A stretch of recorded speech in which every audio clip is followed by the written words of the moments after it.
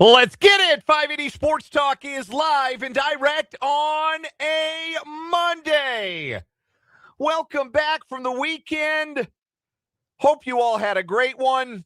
Your reward for slogging through this Monday is 3 hours of sports talk. Well, 2 hours and 45 minutes of sports talk today. Here on the Sports Voice of Kansas, 580 WIBW, FM 104.9, online at 580WIBW.com, and in living color on our YouTube stream, 580 Sports Talk, our Facebook page, WIBW News. However, wherever, whenever you're tuned into the program today, thanks so much for being a part of 580 Sports Talk. I am Dan Lucero. Spencer Dupuy will be along in a bit. Brendan Wrzynski is off today, recuperating after a championship Sunday for Washburn basketball, which we'll have more on later in the program. Boy, some days the shows write themselves. I'll tell you what, and this is the only time we get to spend together this week because our 59th year of state tournament basketball coverage begins tomorrow, day earlier than usual with the new state tournament format this year. More about that later on in the show. So we got to jam a week's worth of conversation into 2 hours and 45 minutes of sports talk today. And we're going to do it. We're going to do it on this first day of legal tampering in the NFL. The league year doesn't begin until Wednesday. None of the deals you're hearing are going to be official for another 48 hours. But it has been a day in which the NFL's transaction monitor has moved fast and furious, a day on which Adam Schefter has almost assuredly at some point needed to ice his thumbs, all the texting and tweeting he's doing. A day in which the Kansas City Chiefs give Patrick Mahomes the best running back he's ever had, joining him in the backfield. Kenneth Walker, the reigning Super Bowl MVP, will be a Kansas City Chief. One of many headline moves today. That's the big maneuver that the Chiefs have made today. They have also fortified their defensive line with the addition of Khyiris Tonga from the Super Bowl runners-up, the New England Patriots. It sure sounds like Travis Kelce is going to be, at some point, an addition to the 2026 roster, as all reports are indicating that he will return for a 14th season. And will the last person left in the Chiefs secondary please turn off the lights? Jalen Watson joins his old teammate Trent McDuffie with the Rams. Brian Cook heads to an AFC rival in Cincinnati. What a active day it's been in the National Football League, and I'm sure there's more to come, and we'll tackle it all here on this edition of 580 Sports Talk. Matt Verderame, our NFL insider, is going to join us, help us make sense of all of it. He'll come on with us here at the bottom of this hour, as he does every Monday. Matt Verderame from Sports Illustrated, SI.com. We'll look forward to hearing from him in about half an hour here. We will get to some college basketball. KU rolled in the Sunflower Showdown on Saturday, and don't look now, but Darryn Peterson's starting to look pretty good. I know the caveat is Kansas State couldn't guard their own lunch, but Darryn Peterson looked good, man. Like, starting to look like the guy that Kansas needs him to look like if they're going to make a real run in the NCAA tournament. So we'll get to that. And also, why we would all be so well served to have a friend as good as Matt Driscoll is a friend to Jerome Tang. We're going to get into that angle of it as well as the regular season comes to an end. The Big 12 tournament coming up starting tomorrow for Kansas State, starting on Thursday for KU. Not only got a double bye, moved up to the number 3 seed in the conference. And we will talk plenty of local basketball. The Washburn Ichabods, in case you missed it. Maybe you're not surprised to hear that the Washburn men combine their regular season MIAA championship with an MIAA tournament championship victory on Sunday. But how about the Washburn women returning to glory, their first conference tournament championship in 14 years? So both the Ichabod men and women are going dancing this weekend. The Ichabod men will host the Central Region. The women are heading up to Mankato, Minnesota for Central Region play, where in the first round, the NCAA, in their infinite wisdom, has arranged an MIAA tournament championship game rematch. Washburn's the 5 seed. Central Missouri is the 4 seed. We will hear in the 5 o'clock hour from Brett Ballard and Laura Westling, get their immediate reaction from last night's selection show. We'll do that later on in the program. And we'll set the table for state tournament basketball. Again, WIBW's 59th year of state tournament basketball coverage begins tomorrow. We'll have a doubleheader for you at 2 and 4 tomorrow from out at the Tony's Pizza Event Center in Salina, where at 2 o'clock, 2A girls action, we'll see Rossville, their first state tournament trip in girls basketball in 20 years, taking on the number 1 seed Ellenwood. Then following that, it'll be 3A boys action as Silver Lake battles Holcomb. That's all we can bring you tomorrow due to our obligation to the K-State Sports Network from Learfield. There's a ton of city teams playing in the 6 and 8 o'clock window out in Wichita. Again, we'll talk about the format. We'll explain where everybody's going and why they're doing this, and people all of a sudden looking at the way the quarterfinals are structured and saying, boy, are we sure about this new state tournament format? But I'll explain it all to you.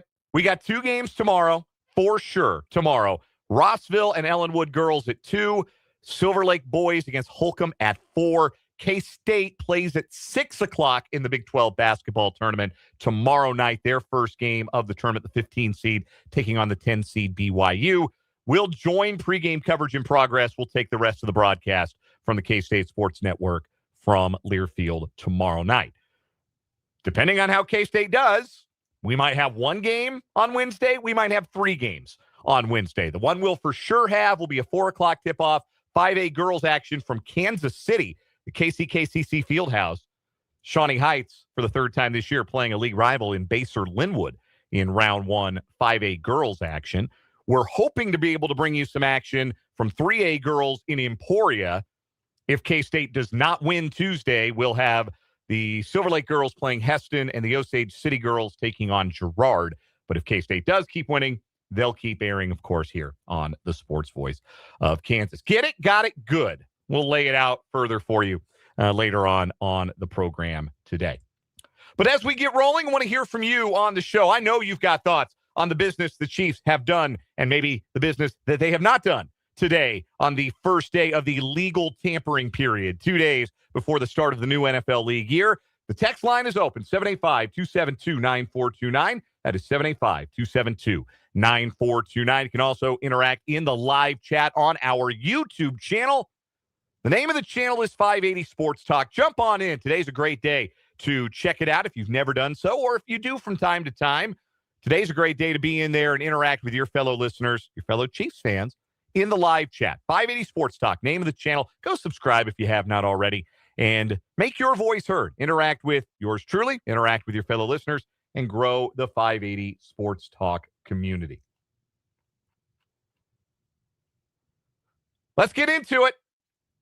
Kenneth Walker is going to be a Kansas City Chief. He has confirmed it on his own social media. It was widely reported. I think Tom Pelissero had it first. Kenneth Walker, the Super Bowl 60 most valuable player, will sign a free agent contract with the Kansas City Chiefs. The reported value of the contract, 3 years, up to $45 million. An average annual value of $14.35 million. $28.7 million of the deal is guaranteed. It is the largest contract handed out to a free agent running back.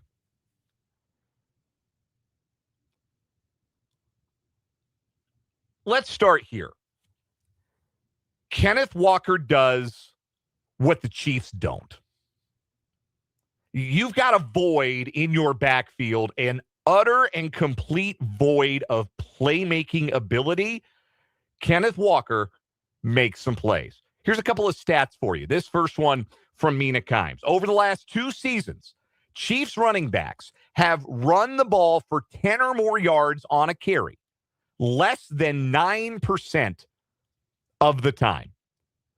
Less than 9% of the Chiefs' runs by running backs have been explosive plays. That is 31st out of 32 teams. They've been the second worst at generating explosive running plays from their running backs over the last 2 seasons. Kenneth Walker last season was the 3rd best individual running back at creating those explosive runs of 10 carries per more. And this was not a function of an otherworldly offensive line. We're not talking about like prime Sean Alexander of the Seahawks here running behind a Hall of Fame left tackle and a Hall of Fame left guard. The Seahawks offensive line I would describe as fine. Their center's an undrafted free agent, Jalen Sundell, Serena's big brother, if you remember Serena Sundell from K-State women's basketball. He's fine. Gray Zabel was better than fine as a rookie, the first-round pick at left guard. The tackles are all right. Charles Cross, Abe Lucas, they're fine players. They're not superstars. They're not all pros, but they're all right. They're average to slightly above average for their position. Right guard Anthony Bradford is the worst football player I've ever seen. But this is not like an all-world offensive line is my point. This is not Kenneth Walker is running repeatedly through holes you could drive a Mack truck through. And now he joins a Kansas City Chiefs team that has the best center in football, maybe the best right guard in football, a promising young left side at guard and tackle, and yet somehow an offensive line that nobody could figure out how to generate explosive runs behind. Probably because the players weren't very good. And I'm not talking about the linemen. Here's another stat for you. Mike Tanier. This was Aaron Schatz, I think. He was one of the two on Blue Sky. Kenneth Walker's broken plus missed tackle rate of 22.7%, counting the postseason, ranked 5th in the NFL. So that means he made close to 23% of would-be tacklers miss. Either missed completely or ran through them and broke the tackle. Chiefs running backs as a whole, dead last. The worst running backs in football at creating missed tackles. Their broken plus missed tackle rate was almost less than half of Kenneth Walker's by himself. 11.9% broken plus missed tackle rate in 4 Chiefs running backs last year. Kenneth Walker's nearly doubled that. I know there's some sticker shock. And I'll admit, it raised my eyebrows too. $15 million. A lot for a running back. It's a lot. But if you think about Kenneth Walker less as a running back and more as a skill player, if you lump running backs and wide receivers in together, and you can throw tight ends in here too, as skill players, the class of wide receivers, for instance, that make $15 million a year, that's guys like Jerry Jeudy, Cooper Kupp, made exactly $15 million a year last year with Seattle. Who would you rather have on your football team? Who makes your football team better? Kenneth Walker or either of those guys? Kenneth Walker or Christian Kirk was on about $14-15 million a year last year. I know the sticker shock from paying that much for a running back is real. It is understandable. But think about it this way. You guys seen the movie Moneyball? I know different sport we're talking about here. But when Billy Beane, Brad Pitt, meets Peter Brand, Jonah Hill, for the first time, and Jonah Hill's character is explaining how people completely misunderstand the market for players and what it is that they are trying to purchase. He explains that people are stuck on trying to buy players. What you should be trying to do is buy wins. And in buying wins, what you need to buy is runs. That's the baseball perspective. That's the Moneyball perspective. You're not buying the player. You're buying their production. You're buying the runs that they either provide or prevent. That's what you're doing. Think about football in a similar context here. You're not buying players. You're buying points. Points are the construct between winning and losing, right? You're not buying players. You're buying wins. You need to buy wins. You need to buy points. And to buy points, you got to buy yards.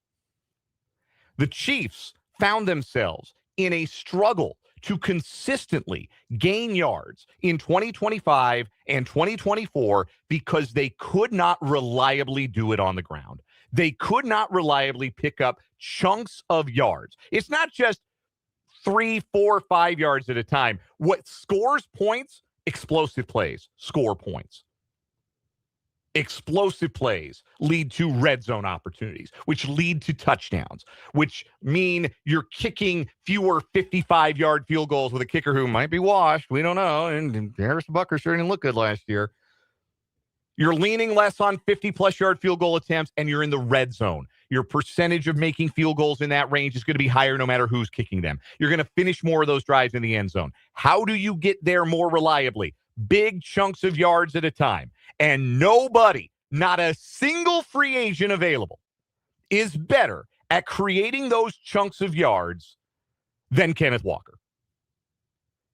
Now, he's not a perfect player. He's not. Chris Collinsworth was too hard on him during the Super Bowl 60 broadcast when he said, well, he can't catch and he can't block. I was like, damn, man, that's not quite fair to Kenneth Walker, who's actually quite good in the screen game. Gosh, maybe after all these years of wondering, when is Andy Reid going to bring back the screen game? Kenneth Walker's the kind of guy you can bring back the screen game with. But yeah, is he like a great pass catcher? No. Is he your third down back in obvious passing situations when you need somebody to stand in and stonewall a blitz? That is not Kenneth Walker. The Seahawks ran George Holani, their third string running back, onto the field in some of those third down situations in the Super Bowl rather than Walker. That's just not his game. The tough yards, the 3 yards in a cloud of dust, the Kareem Hunt yards that the Chiefs could get last year, those are not Kenneth Walker's yards that he's going to excel at getting. He can be a frustrating runner to watch at times because he is patient and looking for the crease to develop, looking for that sliver of daylight that he can rocket through and pick up those 10, 12, 15, 20, 40-yard runs that the Chiefs, they haven't been able to generate. Again, they had one 20-plus yard run from a running back last year. One. Kenneth Walker will give you that, but sometimes while he's waiting for the hole to open, it doesn't open. And instead of falling forward for 2 yards or 3, which Isaiah Pacheco was good at, if nothing else, he's going to lose you some yards. He's going to put you behind the 8 ball sometimes. He can put you behind the sticks. And that can be frustrating. You know who's typically not bothered when he's behind the sticks on a second or third down? A quarterback as good as Patrick Mahomes. I think that weakness gets ameliorated a little bit based upon who the quarterback is. I said on this show, I felt like if the Chiefs were looking for a complete back, Travis Etienne was probably their solution. Etienne went to New Orleans today. He's getting more years and almost as much per year. The reported deal for Etienne with New Orleans, 4 years, $52 million. He wanted to stay closer to home. He's from the Southeast. So he gets what he wants and almost as much money as Walker and an extra year. If the Chiefs wanted a cheaper option that might be able to level up into a running back number 1, a first choice after largely being a backup the last few years, Tyler Algier only got $6.25 million a year from the Arizona Cardinals today. 2 years, $12.5 million for Algier. And either of those options would have made sense. Either of those options would have been defensible. The Algier option certainly would have left the Chiefs a little bit more money under the salary cap to maybe, for example, have retained one of their 2 starters in the defensive backfield that signed elsewhere today. But in the end, I think what happened here was that the Chiefs didn't overthink it. They said, what do we need? Explosiveness on offense. Who's the most explosive player we can acquire in free agency? Kenneth Walker Jr. Or the third. Is he the second? He the third? He's Kenneth Walker. I don't know his daddy. He's Kenneth Walker. They didn't overthink it. They said, let's just go get the guy who generates the most explosive plays. That's what we need. That's what we've been lacking. Let's just go get the guy who gives us what we need. Get the guy who does the thing that we are lacking better than anyone else. And sometimes that can lead you to the best possible answer to your question. And the Chiefs will hope that's the case with their new starting running back, Kenneth Walker. We'll get your reaction on the text line, 785-272-9429. Looking for your text today. Also, your comments in the live chat on YouTube, 580 Sports Talk. We got a lot more to say about the Chiefs' day today. Khyiris Tonga is coming to KC. I really like that addition for them, even if it's a little more than they've preferred to spend on a player in Tonga's role in recent years. Sounds like Travis Kelce is coming back. We'll talk about that. Jalen Watson and Brian Cook are not coming back.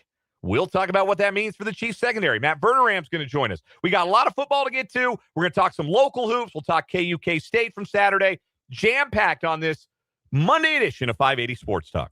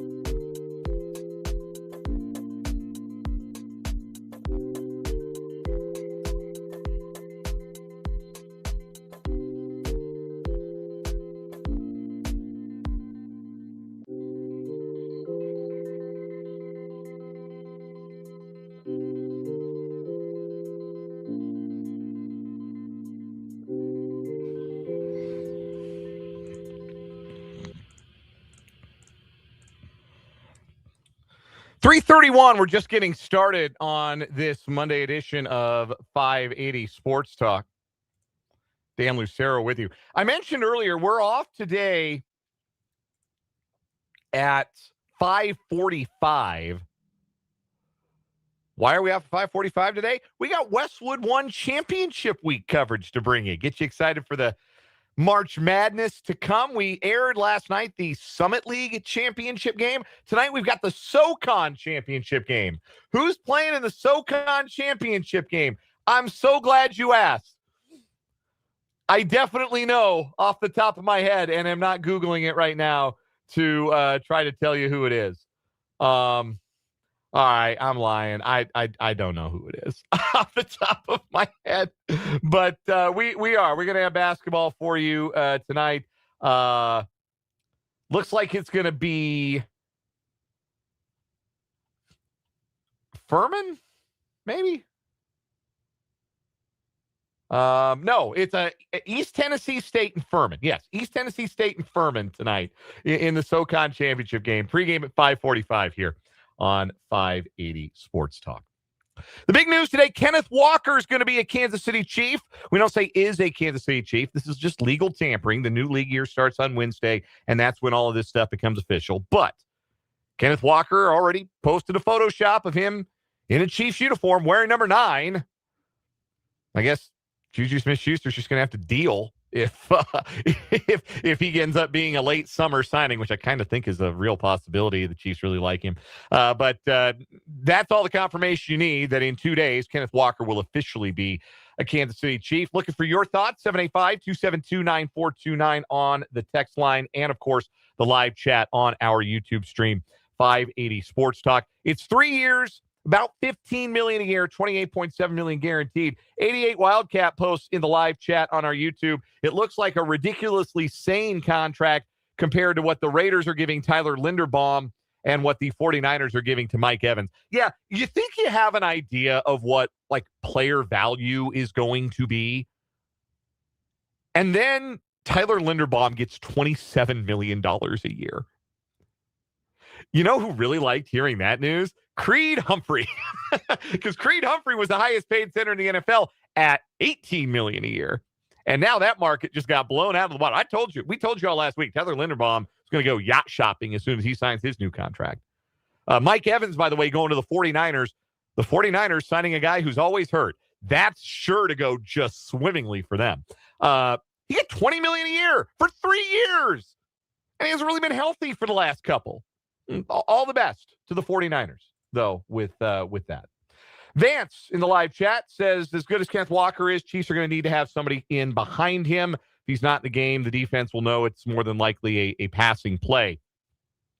Yeah, the Chiefs aren't done with the running back room by any stretch. I don't think they're going to go Kenneth Walker, Brashard Smith, and call it good. Whether that's a reunion with Kareem Hunt to be the short yardage guy or whether they look elsewhere to try and fill a role in that backfield because they don't really have that third down pass protecting back. They don't have that short yardage option, and Walker's never really been that. The Sam McDowell points out in the Kansas City Star in his column that he's already filed today that Kenneth Walker's carries come in a more traditional setting than the run-pass option, the RPO runs that Isaiah Pacheco and Kareem Hunt got a lot of this last year. I think I'm going to get my wish. I think they're going to get that nonsense out of the Chiefs offense. And I know Mahomes likes them, but I don't think he needs them. I think they're kind of a crutch for the offense that Mahomes, I believe, has evolved past the use for. And they can run the ball like a normal football team.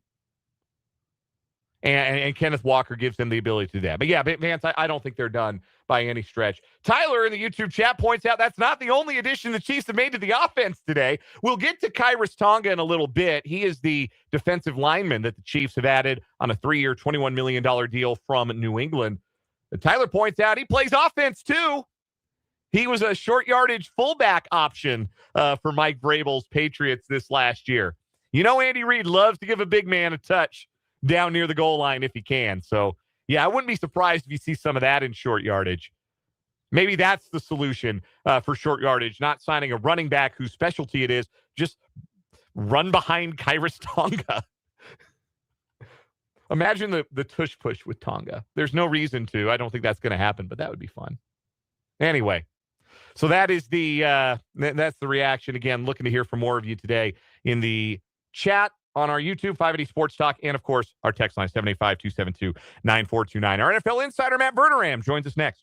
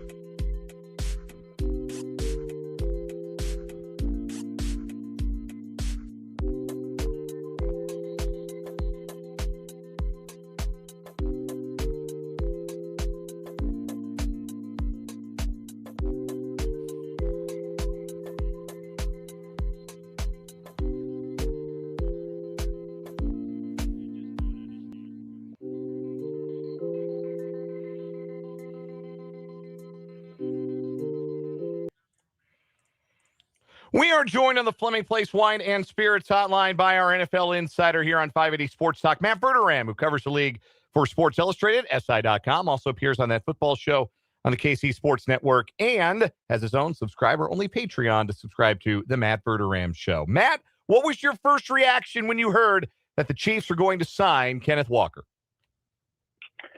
I thought it made a lot of sense. Look, it's their biggest need.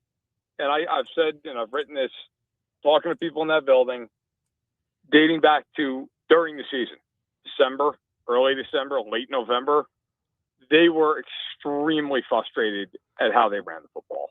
They were very annoyed by the fact they felt like the line was doing the job. They were blowing open holes, and nobody could hit them. And so I am not surprised in the least that the Chiefs basically signed Kenneth Walker the second they could. Look, I figured it'd be here, ETN. It's going to be one of them. It ends up being Walker. You know, Walker is, of the two, the more explosive. He's through the hole and gone quickly. I mean, we're talking about a guy who gets to 20 miles an hour on plenty of runs. So I'm not surprised that the Chiefs went out and said that's the priority, that's just going to happen, and it did. Not a perfect player, maybe not a 3-down back in that traditional sense. He hasn't been a great pass protector or not used as one anyway by the Seahawks, and certainly had a platoon role a little bit at times last year when Zach Charbonnet was healthy. But you hit on the point about the explosive runs, and he was able to put those together behind an offensive line that I think, at least on the interior, isn't as good as Kansas City's. What do you think his production can look like in Kansas City? Do you think that he runs more, that this is the Chiefs phasing towards a more traditional running game and phasing away from the RPOs with a player like Walker? Do you see him involved in the passing game as a receiver in the screen game? What do you think leads the Chiefs to get the best out of their new running back? Well, look, I think you're going to see them utilize him in a variety of ways. He can catch the ball. He's not an exceptional pass catcher, but he's had a couple of years with over 30 receptions. He can do it. I think the biggest thing is going to be they are going to try to get under center a little more this year, I would imagine, and use him on some stretch runs. I mean, they just have not done that. And they've got athletic guys up front. I mean, they're all three of them can pull and get out in front. Simmons is a freak show at left tackle. They can do that. I mean, and I just think the reason they haven't done it the last couple of years, they've had no speed. I mean, Pacheco was fast coming out of college, got hurt, never was really quite the same. Hunt obviously is not a speed demon by any stretch. So I think the Chiefs have kind of looked at it like, we've got to get some speed back. We have got to get somebody back who can get around the corner, who can hit that tackle guard hole and go. So I think they'll use him in that way. I do think you'll see some of the screen game with Walker. You know, again, he's got some hands. He can catch. You're right. He's not a pass protector. I would not be surprised if they bring Hunt back for that stuff. I could see Hunt being a third down back who, hey, listen, catch the occasional pass. He can block. He's great in short yardage. Like, Hunt actually makes a lot of sense behind Walker. So I could see that. I don't think there's any world Pacheco's coming back. I'd be shocked. But yeah, listen, I think overall for the Chiefs, it's a signing that you desperately needed to make, and they were able to make it. Matt Verderame is our NFL insider here on 580 Sports Talk, covers the league for Sports Illustrated and SI.com, joining us on the Fleming Place Wine and Spirits hotline. The other known addition for the Chiefs at this point on the day one of the legal tampering period, Khyiris Tonga is coming over from New England, a space-eating defensive tackle, and that's a role the Chiefs haven't really prioritized or spent a ton of money on. They've gone cheap with guys like Derek Nottie and Mike Pennell over the last handful of years. What do you think led to the decision to invest in that role on their defensive line with a player like Tonga, a veteran who's at about 335, 340 pounds? He's not out there to rush the passer. He's out there to take up space. Look, I think that was, we just talked about the running backs and how bad that group was last year. You could make a reasonable, if not strong, argument that the defensive tackle was the second biggest problem, next to Jones. I mean, obviously Jones was excellent, but like the depth of defensive tackle. Now you could say that or edge rush. I mean, we go back and forth. They were trotting out a triumvirate of Derek Nottie, Jerry Tillery, and Mike Pennell last year. Mike Pennell has played some really good football for the Chiefs over the years. He was done last year. He couldn't do it anymore. The same is true with Derek Nottie. Jerry Tillery's never played any good football at the NFL level and didn't start last year. They were constantly, when one of those three guys was on the field, playing with one hand behind their backs inside. And Jones was having to basically do everything. They were going to have to pinch down. They were going to squeeze with the backers. Tonga is not a pass rusher. He has a half sack in his NFL career. But he is a tremendous run stopper. I mean, he is one of the best space-eating nose tackles in the NFL. I mean, he is a true, hey, man, you can line him up in the 4-3. You can line him head up over the center, and he can just two-gap all over the place. I mean, he's the kind of guy, he's going to make life easier for Bolton and Tranquil because he's just going to eat two blockers. And he's also the kind of guy who, if you want to just, hey, we're going to one gap, be attacking and penetrate the line, he can do that. He's not the kind of signing that's going to sell a lot of jerseys, but he makes a lot of lives easier. Right? He's going to make Jones' life easier. He's going to make Bolton Frankel's life easier. He's going to make Spagnuolo's life easier on first down, on rundowns. I think he's a quality addition. He's a player who can give the Chiefs something they didn't have last year. The Chiefs secondary is going to look very different next season. Since the last time we spoke, the Chiefs have traded Trent McDuffie for 4 picks to the Los Angeles Rams.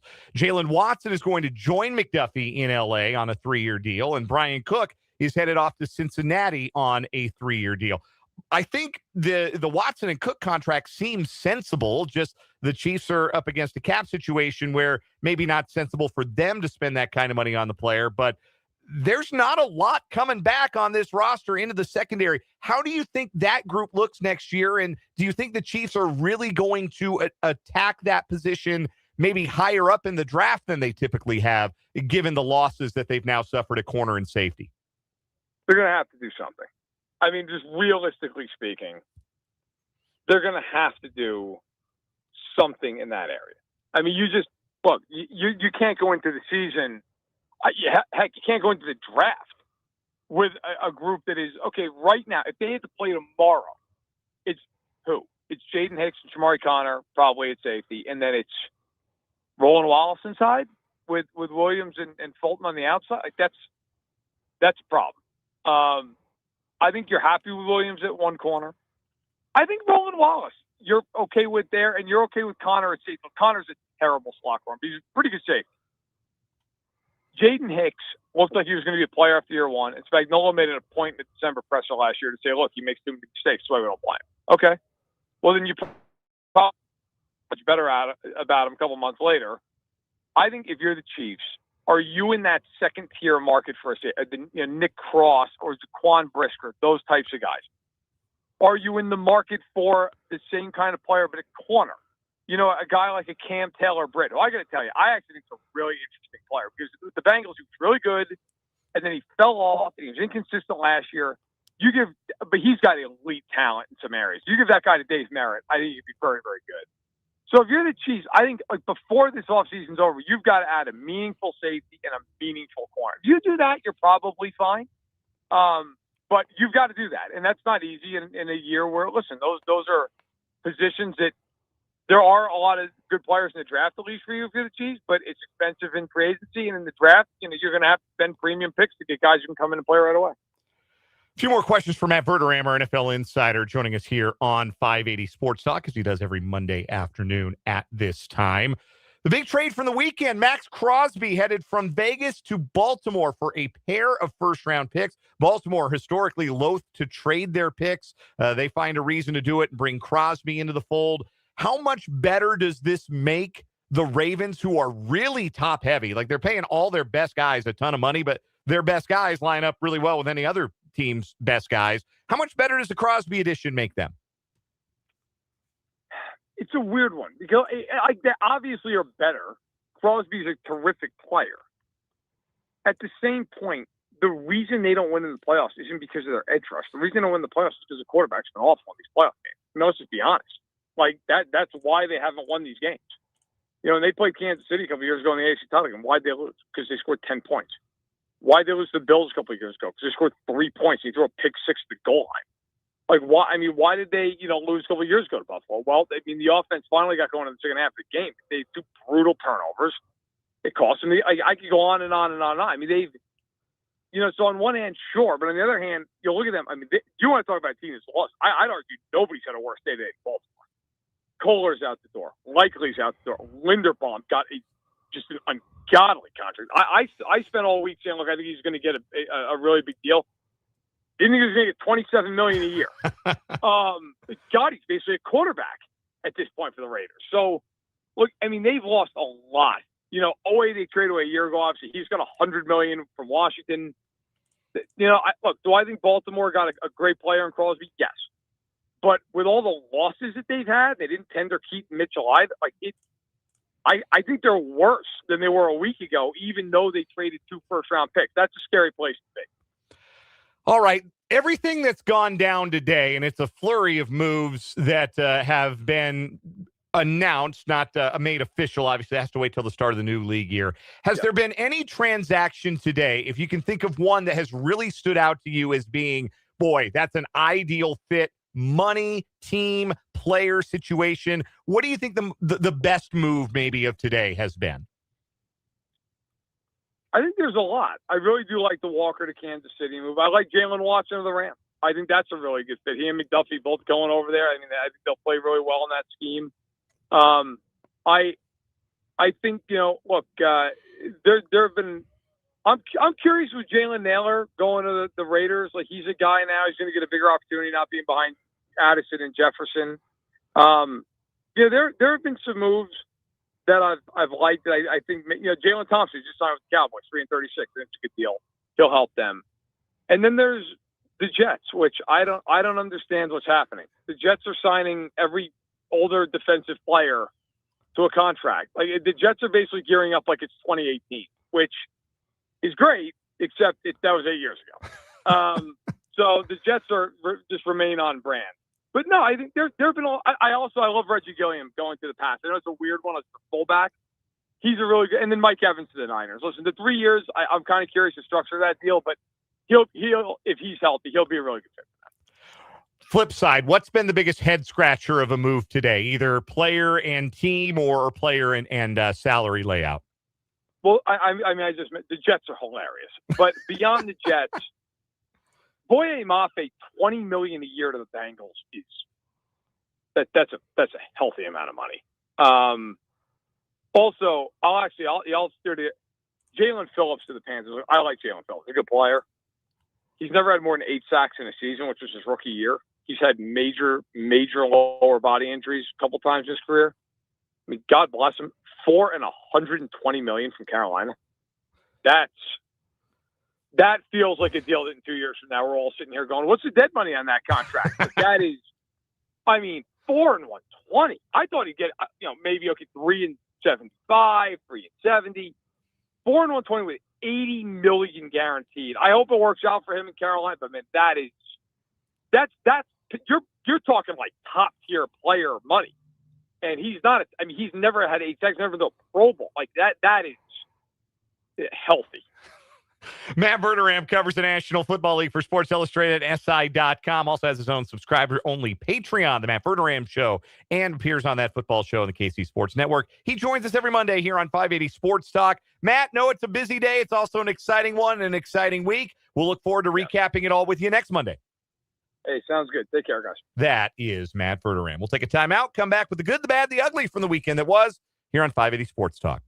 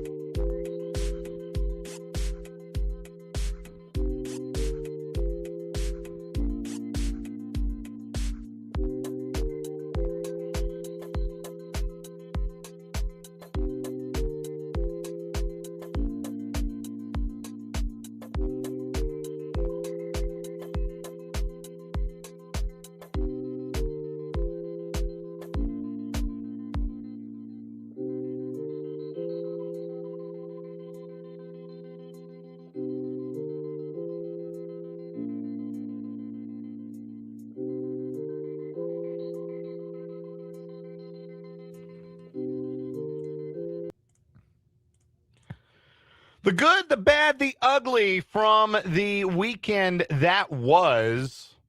The good is an easy one. Washburn Ichabod basketball. It's only one program in MIAA history that has ever swept the men's and women's basketball tournament championships in the same year 3 times. And that's Washburn. 1992, 2012, and again last night. It's the first time anybody's done it in the MIAA since Washburn did it last 14 years ago. The Washburn men win the tournament. The Washburn women winning the conference tournament as well. And both of them are going dancing. We'll have more on that in the 5 o'clock hour. You'll hear from Washburn men's head basketball coach Brett Ballard and women's head basketball coach Laura Westling. My bad from the weekend, I don't know that I had a bad or an ugly. To be honest with you, I'm not sure I really did. Weather was nice. Got to spend the weekend with my family before this busy week for state. I don't really have a bad or an ugly, and to be completely honest with you. I enjoyed the weekend. There was a lot of good things happening. Lot of good, lot of happiness in life over the weekend. It's 80 degrees today. How can I be in a bad mood? How can I have a bad and an ugly on a day like today? Coming up in the 4 o'clock hour, more reaction to the Chiefs' moves, both the players they've added and the players who are departing on day 1 of the legal tampering period. Plus, we'll get to K-State and KU basketballs. KU rolls in the showdown. And what is wrong with you next hour on 580 Sports Talk.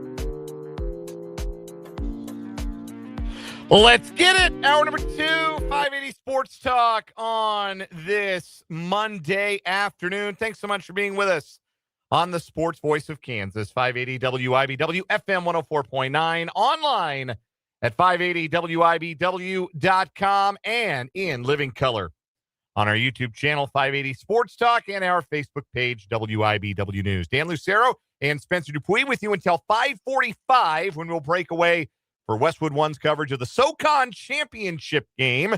Championship week across Division I men's college basketball continues. East Tennessee State and Furman doing battle tonight. We've got it for you right here on the Sports Voice of Kansas. So we're here until 5:45, means we have an hour and 45 minutes, give or take, left to get to everything that is going on in the world of sports today. And man, there is a lot of it.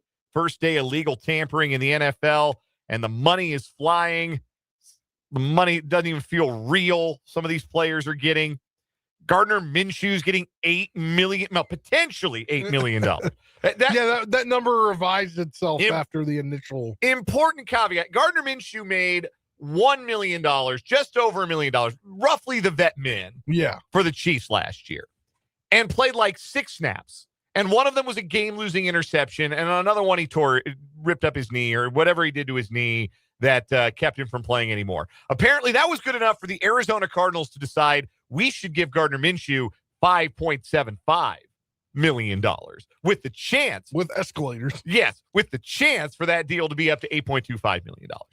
So that means 2 things. Number one, tanking. The Chiefs are not getting Gardner Minshew back. He is not going to be the off-season program quarterback. And number 2, you ever notice how you see like a mind-boggling number or wow, that's a lot of years, or wow, that's a lot of money. Wow, that seems like it's above the market value. And then you turn around and you say, oh, I wonder what team did that. And oh, it's a team that loses all the damn time. Wait a minute. Somebody gave a center $27 million a year. Oh, it's the Raiders. Well, that makes sense.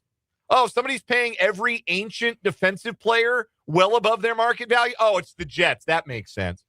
Somebody gave Gardner Minshew $5.75 million. Oh, it's the Cardinals. They lose all the time. Yeah, that makes sense. That's the thing. And you would rather be a team that sits out this day. You want to be doing nothing on the first day of free agency, because that means your roster's set. Yeah. That means you feel good about where your roster's at. You're doing your own internal business. Like a day like today, the Seahawks roster is taking a few hits, right? Obviously losing Kenneth Walker to the Chiefs. Kobe Bryant, their starting safeties, going to the Bears. Boye Mafe, $20 million a year. Whoa, yeah. $20 million. Always the Commanders, right? Yeah. Commanders got signed Odafe Owe, giving him $25 million a year. Remember when we thought the edge market might only be $15, $16 million a year? And then Carolina came in like Leroy Jenkins, and they gave Jalen Phillips $30 million a year. So that was the deal that I contender for the worst deal of the offseason. That's what Matt Verderame told us there in the 3:00 hour. That was the one I saw that happen, and I said, "Oh, yeah, the Chiefs aren't signing any of these edges in free agency. That's definitely not happening." And again, who does that? Oh, the Panthers. Yeah, I know they won the division last year. You win the division with an 8-9 record. They're losers too. Didn't they do this a couple years back with somebody? Who am I thinking of? It was Robert Hunt was the guard. Yeah. They get the guard $20-odd million a year, but blew up the market at guard. Yeah. So, and again, losing teams do this kind of stuff. They also gave former chief defensive end. Who was it? No, they gave Turk Wharton a lot of money. A lot of. And what did you do? Nothing, literally. Yeah, didn't do a whole lot for them last year. But anyhow, back to my point. Like the Seahawks have watched a lot of their guys walk out the door today, but they've got a bunch of really talented young players that they know, hey, look, if we paid Kobe Bryant what he was worth, that means we couldn't, down the road pay Devin Witherspoon or Jackson Smith and Jigba. It's like, those are good problems to have. Sitting out the first day of free agency means you have good problems. The Denver Broncos have largely sat today out. Their roster's pretty set. They don't need to go out and splash a bunch of salary cap cash. They keep their own guys because they have a bunch of extensions that get expensive to the cap this coming year. Like Patrick Surtain's extension really kicks in, and Garrett Bowles' extension gets a little bit more expensive. Miners, the all-pro guard, his extension gets a little more expensive. So Like, if you're sitting out free agency, day one of free agency, largely that means your organization's in good shape. You don't want to be out there signing 6-7 guys on day one. The Chiefs have reportedly signed 2. The aforementioned Kenneth Walker, who will instantly, again, be the best running back that Patrick Mahomes has ever had. And Khyiris Tonga of the Patriots. We haven't really gotten to Tonga yet, but we will here in just a second. We want your thoughts on the Chiefs' moves so far today. 785-272-9429 is the text line number. We would love to hear from you on the text line. You can also interact with us in the live chat on our YouTube channel. 580 Sports Talk is the name of the channel. Hop on in, say hello. Interact with your fellow listeners and help drive the conversation on 580 Sports Talk via the live chat on our YouTube stream. We're broadcasting live on YouTube every time we're on the air, 580 Sports Talk.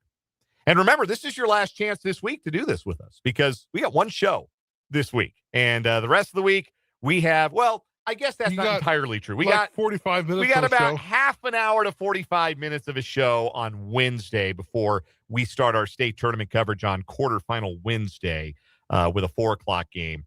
So a 3:40, 3:45 pregame. So not entirely true, but this is our only full show of the week. So it's very actually thoughtful of the NFL to just do all their business today so we can just talk about it all on the only show we're going to have this week. But text line 785-272-9429. And again, the live chat on our YouTube channel, 580 Sports Talk. We talked about Walker at the top of the broadcast. I said my overall takeaway, and I'm wearing my Seahawks Super Bowl shirt totally coincidentally. That was not like a grand plan to send a message kind of thing today. Is this a new one? Yes, this is a new one. Okay. Total coincidence. Kenneth Walker scratches the itch that the Chiefs offense has had the last 2 years, their inability, particularly in the running game, to create explosive plays. They did not overthink the answer to their question, their biggest question offensively, which is how do we get more explosive? Well, let's just go sign the guy who is the best available generator of explosive plays on the free agent market. And I think if you are left with one of two options where you pay a running back in free agency, top of the market, and then draft an edge or a wide receiver or somebody else at a premium position. Cornerback is all of a sudden a premium position. Trent McDuffie got his bag.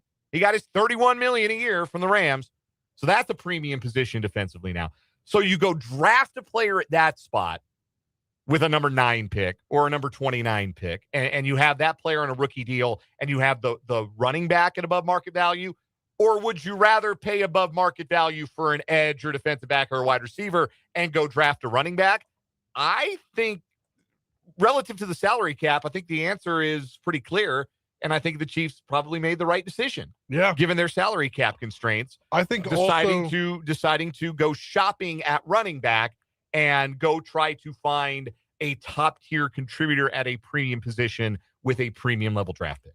Where in which they have lacked for a long time. Right. They haven't had the ability to draft that high, right? I meant at running back. Well, yes. Like a position in which they have very much so lacked for quite a few years. They finally, get somebody in a position that they really need instead of patchworking it year over year. So Kenneth Walker, 3 years, approximately $15 million a year, $28.7 million guaranteed. He will be the best running back that the Chiefs have had in the Patrick Mahomes era. He will instantly change the Chiefs' fortunes as it pertains to generating explosive rushing plays. And I've been saying all offseason, I thought that a bona fide running back, whether that was Walker, ETN, Jeremiah Love, whoever, a bona fide starting caliber running back had the potential to change the Chiefs offense more than any other move they could possibly have made this offseason. And you get the added bonus of taking a little bit of pressure off of Patrick Mahomes early in the season. Can lean on the running game a little bit more now and don't have to rush Mahomes back into form as he returns from that knee injury. So that's one thing the Chiefs have done today. Here's another thing that they've done. Khyiris Tonga, 29-year-old defensive tackle, coming to the Chiefs. 3 years, $21 million. That's easy math. $7 million a year. $14 million guaranteed. And it jumped out to me right away because the kind of player that Khyiris Tonga is not the kind of player that the Chiefs have paid a lot of money to in recent years. You're talking about a run-stuffing defensive tackle. You want pass rush? Not Khyiris Tonga's forte. He's got half a sack more than you and me, Spencer, combined over the last handful of years. For the length of his career, he has half a sack more than you and me combined. So that's not what he's out there to do, impact the quarterback. He's going to hold up blocks. He's going to take up space. He's going to do so at a much higher level than the cheaper players that the Chiefs have had in that spot, like Mike Pennell and Derek Nottie. Older. Yes, older and less effective as a result players that those guys have been. And the idea is that a piece like this playing effectively makes players around him better. So you're not just paying $7 million a year for Khyiris Tonga. You're paying $7 million a year for the presence of Tonga helping Chris Jones get more one-on-ones, helping Drew Tranquill and Nick Bolton and whoever else is in at linebacker have to fight through less traffic to make tackles in the box. That is what the benefit of a player like Tonga can be for the Chiefs. The Chiefs were still good against the run last year, even though Nottie is past his best and Pennell is way past his best as a player. The Chiefs were still good against the run, but they had to compensate for the fact that they did not have an effective run-stuffing defensive tackle last year. So they ended up playing more single high boxes last year than I think they ever have against Spagnuolo. And what a single high box is, one safety into the box, one safety playing high. That's your single high, right? So bringing a safety into the box gives you a numbers advantage in the box and helps you be effective against the run. But if you've got a space-eating defensive tackle who can occupy two blockers more often, you don't have to bring that safety up. You can keep him back.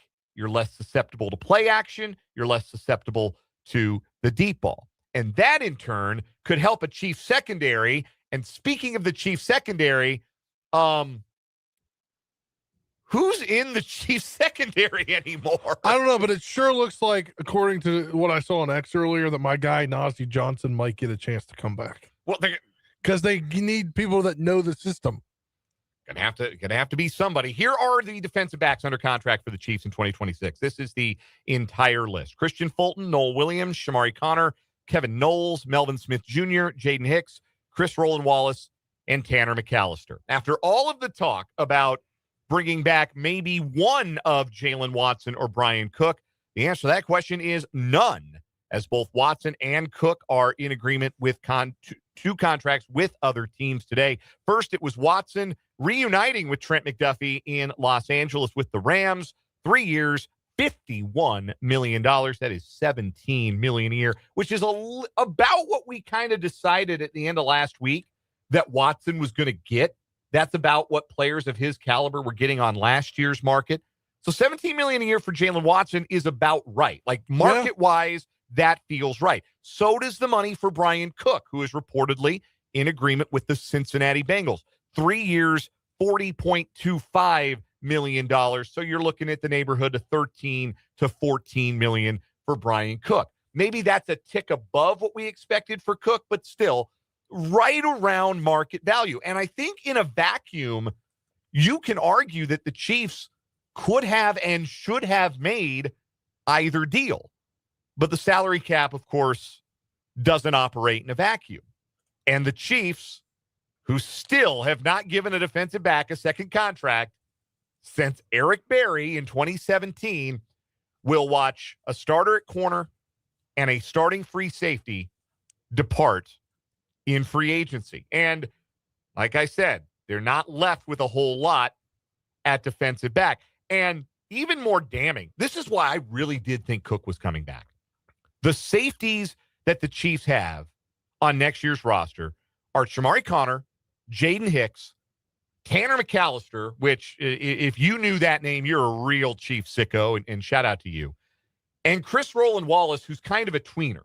Like, he's listed at safety on Spotrac. You could call him a cornerback. He's kind of a hybrid, I guess. So you can throw him in whatever box you want to throw him in. But that's one practice squad guy, McAllister. That's one UDFA tweener whose playing time has been sporadic in Roland Wallace. Shamari Connor is a starting caliber safety in the league, I think. I don't think he's a very good slot defender, but could he credibly play free or strong safety next season? Yeah, probably. Jaden Hicks explicitly is in La Casa de Perro of Steve Spagnuolo. Spagnuolo doesn't call guys out. Yeah. He called out Jaden Hicks last December, and it wasn't like out of nowhere. He was asked a question about Jaden Hicks and flat out say, yeah, he makes too many mistakes. We can't trust him. Did that change? Like, what part of that equation changed in the last 2 months? Now, maybe you can argue that Hicks is a guy who is better served in a deep-lying free safety role than in the strong safety box role that they tried to play him at with Cook occupying the free safety role. Maybe that's an option for Hicks moving forward. We've got breaking news. Do you have a breaking news sounder for me? None of the sounders worked, remember. Okay. Travis Kelce's back. Okay. Yes. Yeah, we were going to get to Kelce anyway. So now it's official that Travis Kelce will be back for a 14th season. We'll get to that here in just a second. But I want to finish this thought first about the defensive backs. It sure feels like, and I think you could argue this, the defensive backfield now, I think, is the number one priority in the draft. Unless the Chiefs address it in free agency in a way that they've kind of been loath to, especially at cornerback over the years, the Chiefs are going to have to significantly add at corner and safety from this day forward. Because right now they've got one in a possible starting safety and two starting cornerbacks. That's not enough depth. You're starting cornerbacks, one guy who was in and out of the rotation last year in Williams, one guy who was in and out of the trainer's room last year in Fulton. If Connor has to play the slot again, I'm going to lose my mind. There's just nothing there. So the Chiefs have to address this. Matt Verderame, our NFL insider, talked about this when we had him on the 3 o'clock hour. If you missed that, check out our podcast page, 580WIBW.com. Listen on Spotify.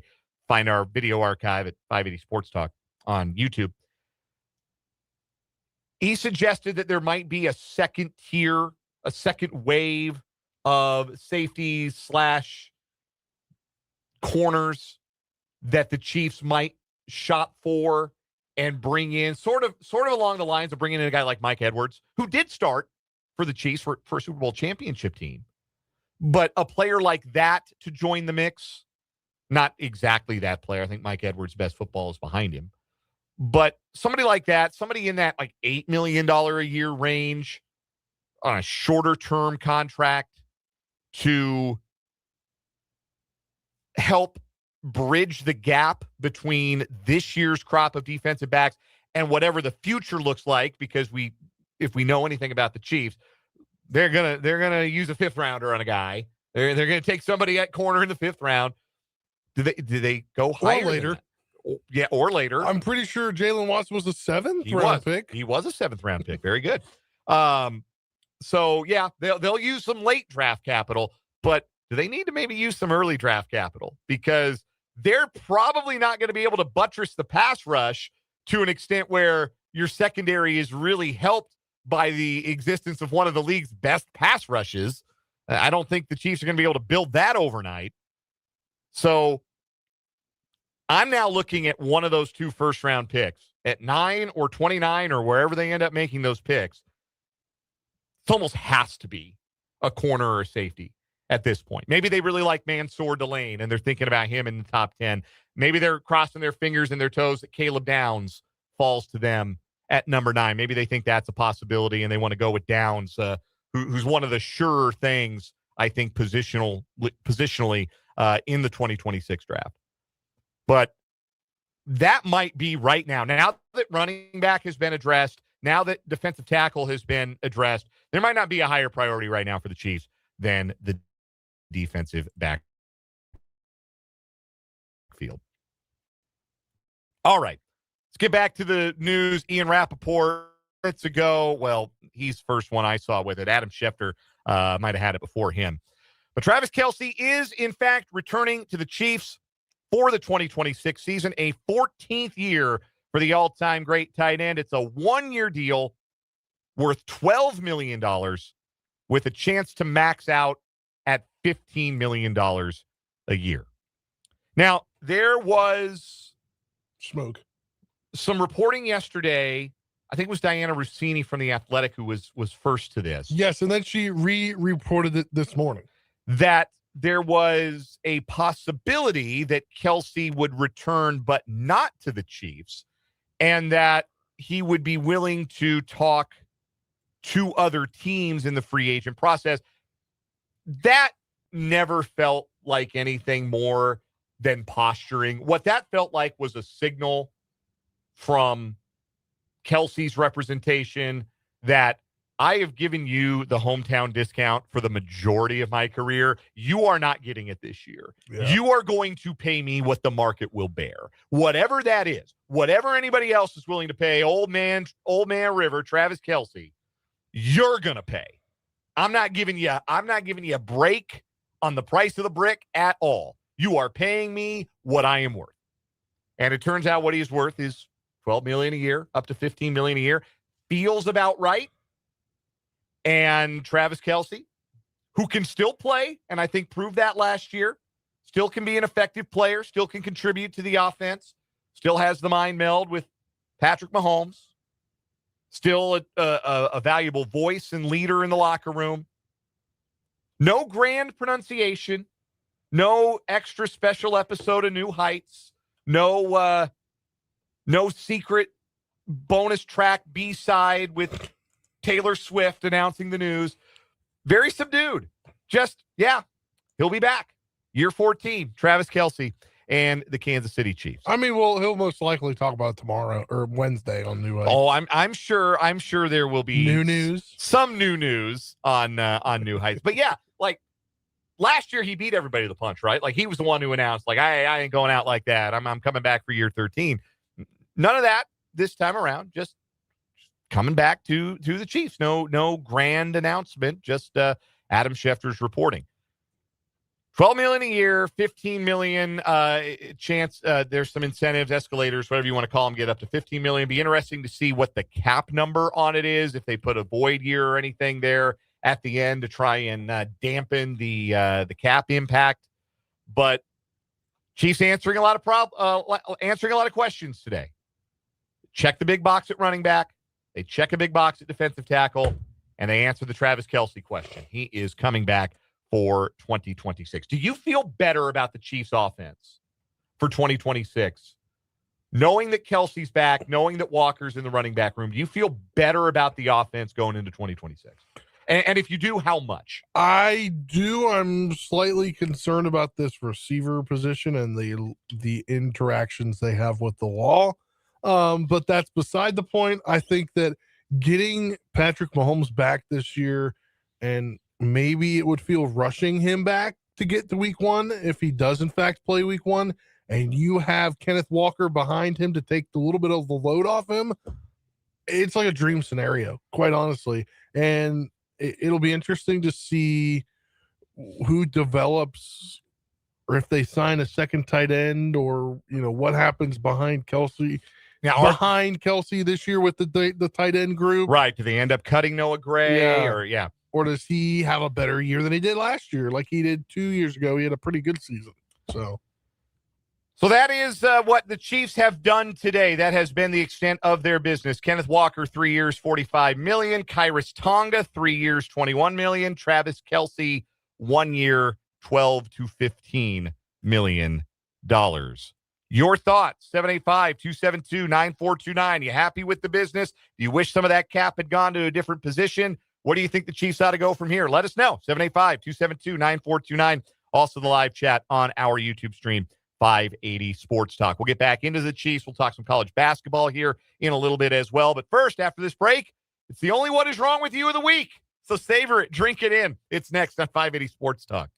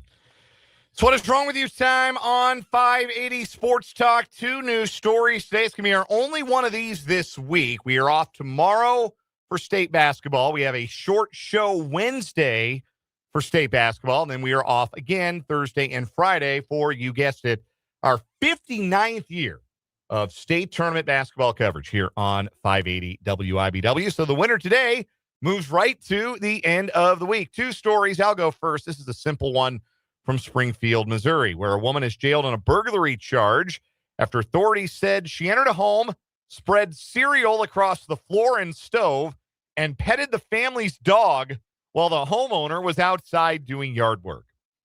The incident happened on Tuesday at a home in Springfield. According to investigators, a witness told police he smelled something burning and went downstairs to find Tiara Smith petting the dog while eating Fruity Pebbles with milk.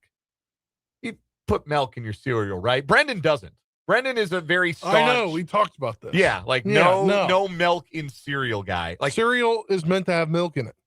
So I mostly agree with that. Like if I'm going to eat it, my preference is going to be milk. Have I eaten cereal dry if like I've been out of milk but wanted a bowl of cereal? Yes. Sometimes, like with Cinnamon Toast Crunch, that's a fine experience. Sometimes, like if all the cereal you've got is Crispix and you're out of milk, that's not as fun an experience.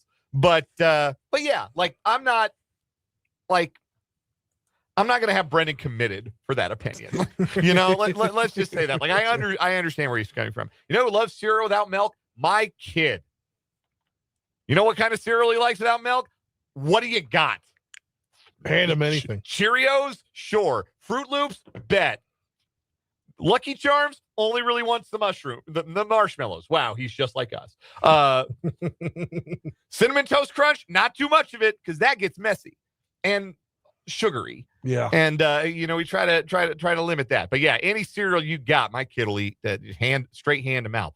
Tiara though, not so much. Wanted milk to go with her Fruity Pebbles that she stole.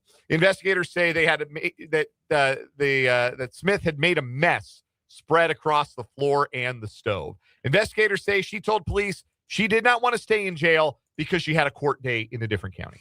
Yikes. So, yeah, she just walked in. Frequent flyer. Helped herself to some cereal and pet the dog. Well, see, this is how I think the homeowner can understand because, dogs are a good judge of character, right? Like, this woman must not have been, like, totally malicious. Otherwise, the dog wouldn't have let her pet it. Yeah. Dogs are a good judge of character. This woman probably just, got a screw loose. Maybe needs to be, examined and medicated perhaps. But no, not malicious. Not looking to do any damage. Not looking to set the house on fire. The dog knows. Dog's like, nah, man, she's cool. Just let her finish her Fruity Pebbles. I'm getting the good scritches behind the ear here. Don't ruin my good time. Anyway, what is your story today? Yeah, we're gonna go to one of our favorite counties in Florida, Polk County, and hear from our favorite sheriff, Davenport, Florida, to be exact. The Florida man was arrested on March 4th after he stole cigarettes from a gas station and told deputies he was God before fleeing. Oh boy! Chief Grady Judd said in the Facebook post. Judd said Tyler Volsard, 18, went into a 7-Eleven in Davenport while, quote, stoned to the gills on mushrooms, end quote, and stole 2 packs of cigarettes from behind the counter. The gas station employees called the sheriff's office to report the stolen items. When deputies arrived, they found him standing in front of the 7-Eleven. They approached him, and Volsard said, quote, I'm God, and I'm leaving here in 2 seconds, end quote. He took off running. God didn't run from anybody, but if you're messed up on mushrooms, I can see why you think you are God, said Grady Judd. Deputies arrested him, took him to Polk County Jail. When he arrived at the jail, deputies said he had a bag of methamphetamine stuffed in his right sock. Judd said the bag fell out of his sock and he attempted to hide it. He was charged with burglary of an occupied structure, resisting an officer without violence, possession of methamphetamine, petty theft, inducing contraband into a detention facility, possession of drug paraphernalia, and tampering with physical evidence.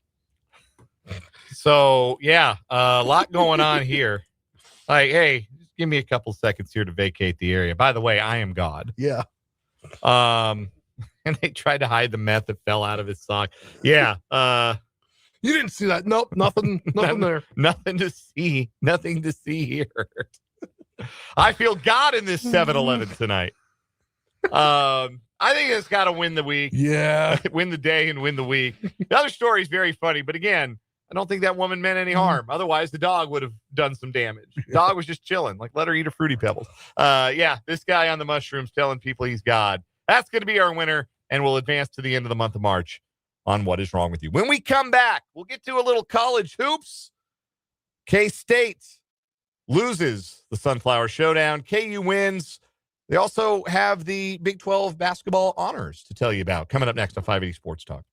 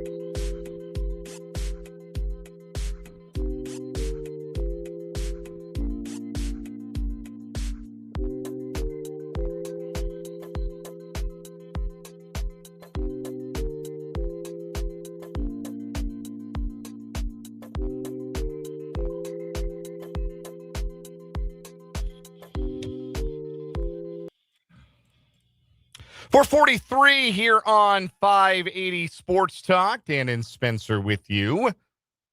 We got about an hour left with you today. We'll pass the baton at 5:45 to Westwood One's coverage of Championship Week, men's college basketball. We got the SoCon Championship tonight. East Tennessee State taking on, I was going to say Fordham. That's not right. Then I was going to say Fulham, and that's definitely not right. That's a Premier League team. Furman. Good old Furman. I knew I'd get there eventually. East Tennessee State and Furman tonight in the SoCon Championship game. We'll have the coverage here on 580 WIBW. Obviously, a lot of state tournament basketball coming your way the next 5 nights. We'll have some championship Sunday coverage for you. The SEC Championship, the American Championship, and then the Selection Sunday show from Westwood One coming up next Sunday. And, of course, you'll be your home for tournament coverage. We'll have games on throughout the opening week of the NCAA tournament here on the sports voice of Kansas. More about the state tournament coming up in our headlines at the top of the 5 o'clock hour. We'll also get to some Washburn basketball in the 5 o'clock hour here from Brett Ballard and Laura Westling, as both of the Bods, men and women, are going dancing after winning the MIAA tournaments on Sunday at Municipal Auditorium. But also over the weekend, Kansas 104, K-State 85. Two takeaways from this one that I wanted to talk about here. Number one, Darryn Peterson looked good. 27 points on 15 shots. He was 10 of 15 from the floor, made 1 of 2 threes, was 6 of 7 at the free throw line, 5 rebounds, 4 assists, 2 steals. In 29 minutes of action, he was a plus 26 in the box score. That was as close to this is what all the hype is about that I've seen from a full game's worth of Darryn Peterson this year. And it wasn't just the scoring. Like the scoring touch, like that's the most obvious way you can help your team, right? Put the ball in the basket.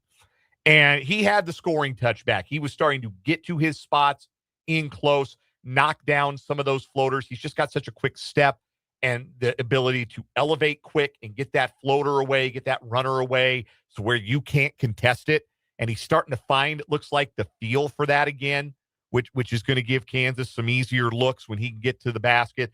But also some of the on-court chemistry with the rest of the starters, finding guys for alley-oops, finding guys in their preferred shooting pockets, rebounding and getting out and running, making an impact on defense. That, I think, was Darryn Peterson's best full game of the Big 12 schedule. And that's the Darryn Peterson that Kansas is going to need. They're going to make a run in the Big 12 tournament. They're going to make a run in March.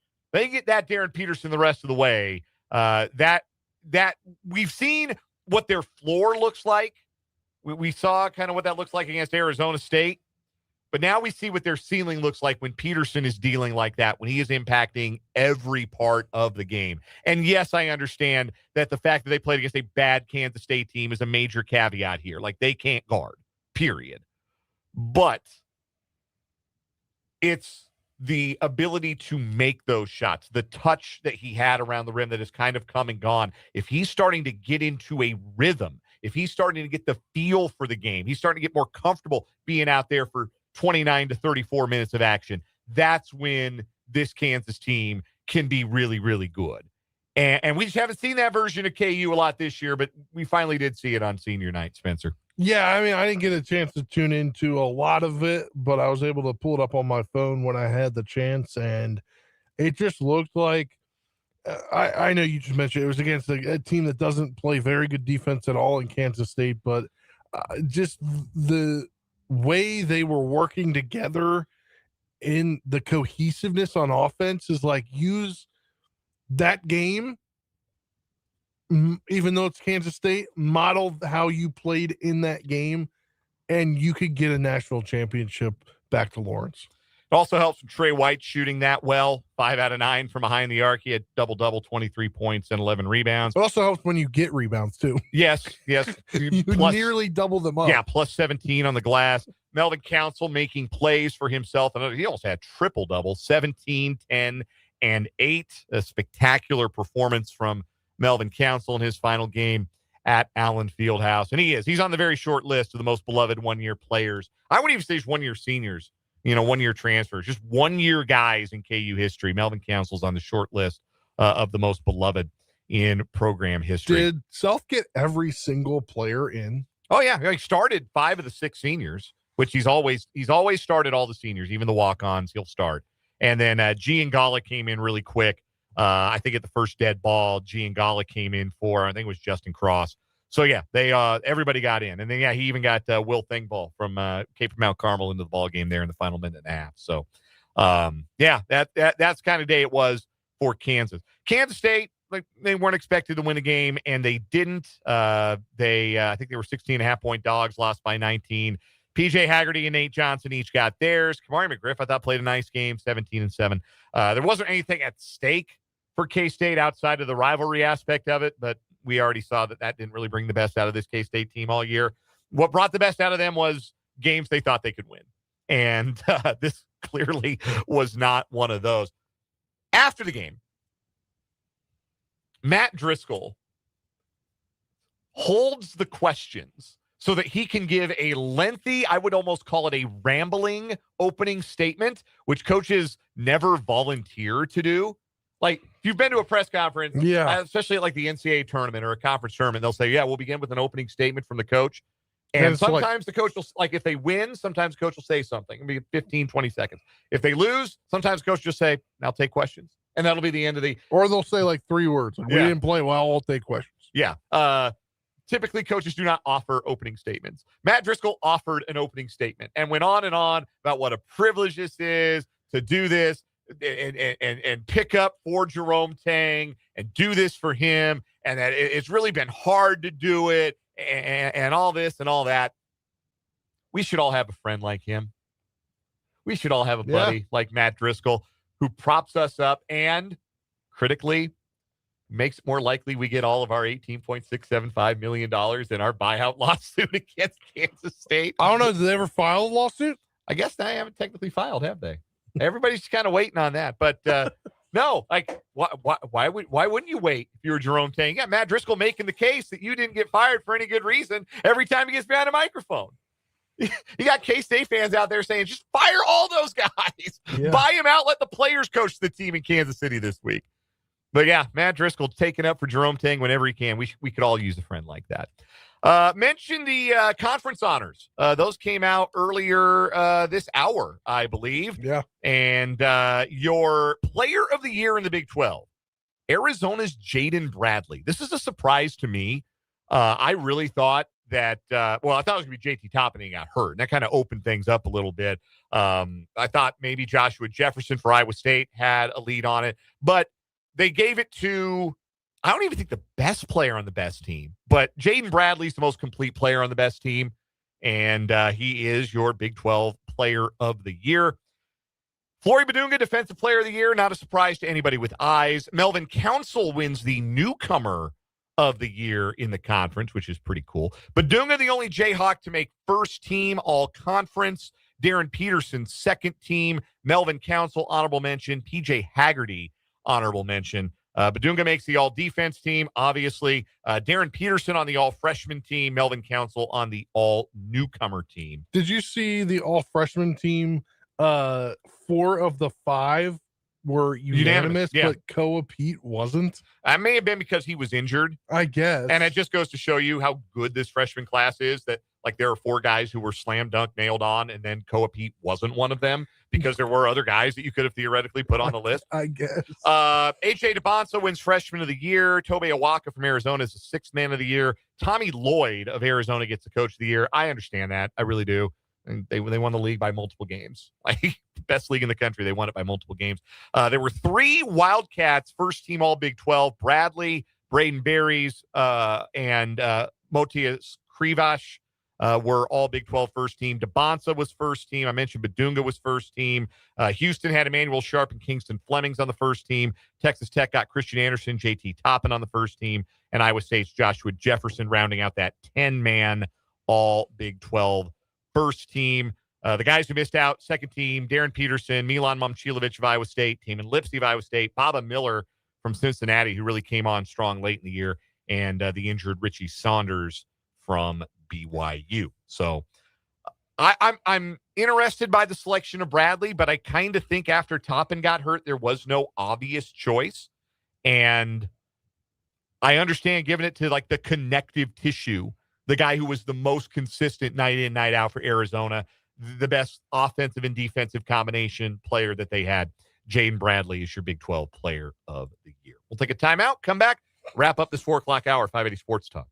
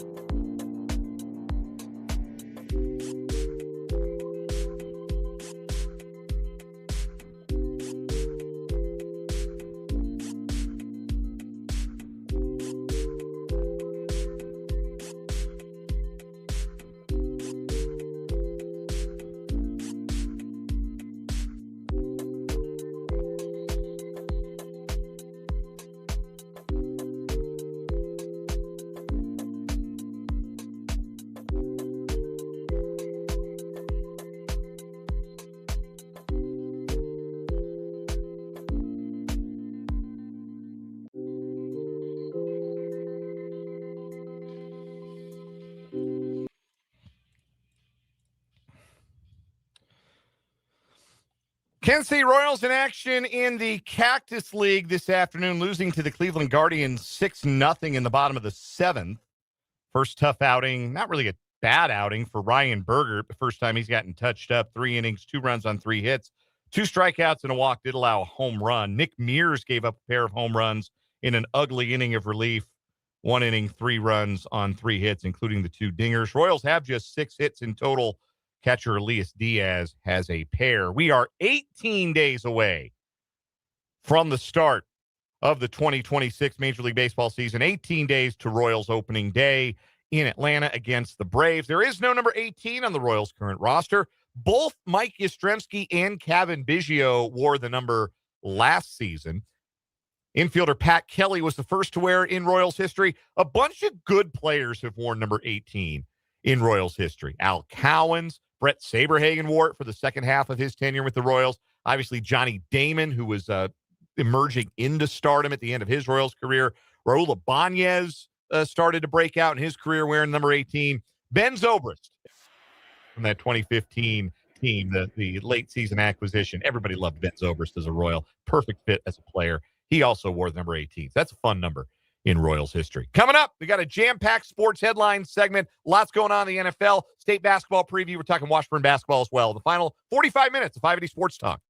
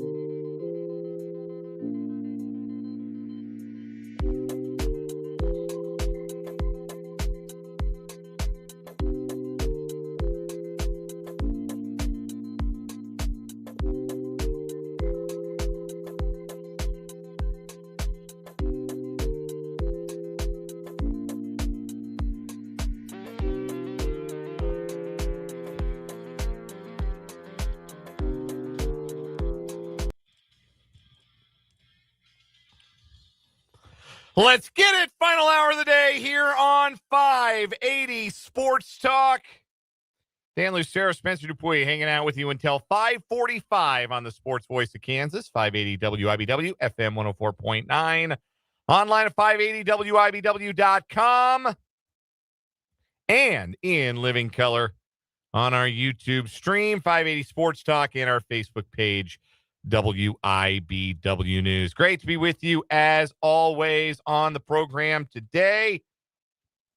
Again, we are with you until 5:45. Then we're going to break away for some college basketball. We've got some coverage from Westwood 1 tonight of the SoCon championship game between East Tennessee State and Furman.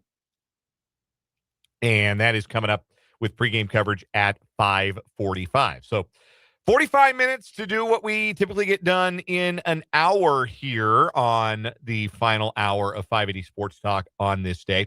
Coming up here in just a little bit, we're going to hear from Brett Ballard and Laura Westling, the MIAA Tournament Championship winning head coaches of Washburn Ichabod basketball. First time since 2012, MIAA tournaments belong to the same school. And just like in 2012, that school is Washburn University. The Ichabod men and women taking home tournament championships on Sunday at Municipal Auditorium, and they are dancing. So you'll hear from both head coaches coming up in just a little bit before we wrap things up with the final word. Also, lots of headlines to get to today, including state high school basketball. We'll tell you about our coverage that's coming up for the first 2 days.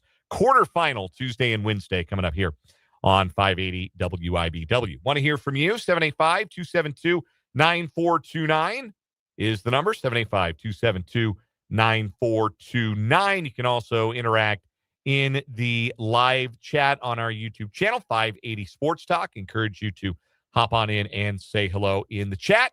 Interact with your hosts, interact with your fellow listeners as we go. But like I said, we got a lot of headlines to get to. We got so many NFL transactions that we're not even going to get to them all. We'll kind of go lightning round on them. We'll throw one out. We'll just kind of react to it as much as we're capable of doing. We got some college baseball. We got the winner's circle to get to in headlines as well. But we began with state high school basketball because that is going to be the reason that you're not going to hear much of us on 580 Sports Talk. You'll hear plenty of us. You'll play me and Spencer and Brendan over the next 5 days. But you won't hear a lot of 580 Sports Talk. Because, not in our typical way. Right. You're going to be hearing from us on our state tournament basketball coverage. 59th year of state tournament basketball coverage here on the Sports Voice of Kansas, 580 WIBW. And we're getting the party started tomorrow with a doubleheader from the Tony's Pizza Event Center in Salina. So the way they did this year, if you were unfamiliar, maybe you became familiar when you started to see the brackets come out. Instead of having one state tournament per site, and just the whole state tournament is played at one site for one class, both the boys and the girls play in one site. The semifinals, third place games, and championship games are now going to be split up between 4 different sites. So this year, 5A and 6A are at Charles Koch Arena in Wichita.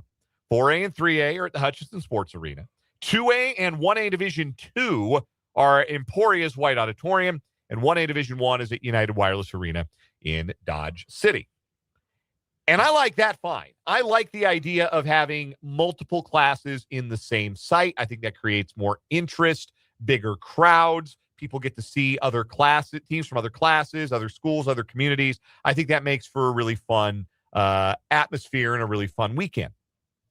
But to do that, Keisha had to change up how the quarterfinals work. So the way the quarterfinals are working, there are 7 neutral sites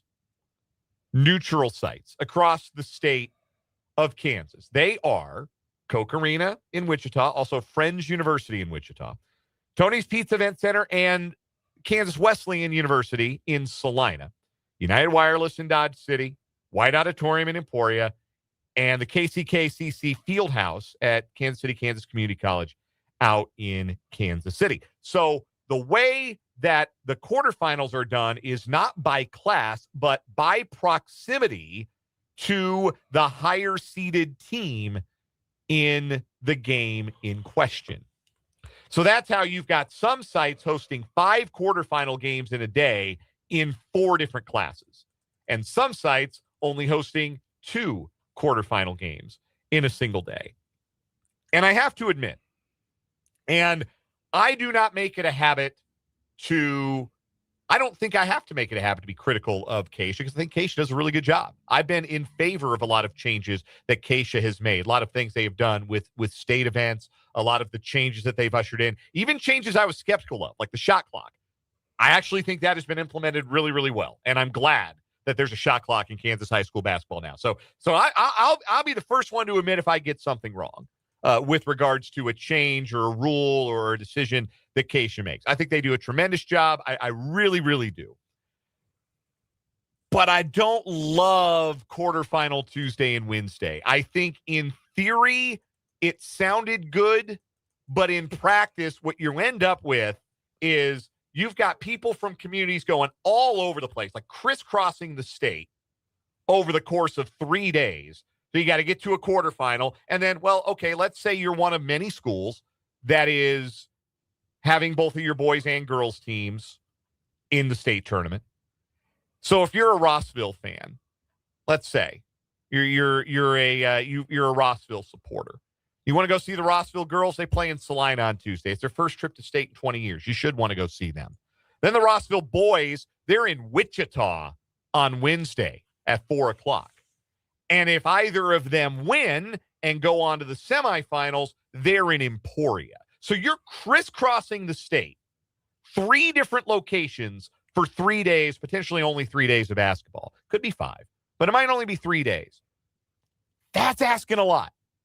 The other part I don't think I like, the idea of neutral sites sounded really good, but how neutral is it when, if you're a higher seed and you're a Wichita school, you're playing at Koch Arena? How much of a neutral site is it for Shawnee Heights' boys to have to go play Cape and Mount Carmel at Koch Arena? How neutral is it for the Seaman boys, who are only seated behind Maize South on the point differential tiebreaker, to have to go play Maize South at Koch Arena tomorrow?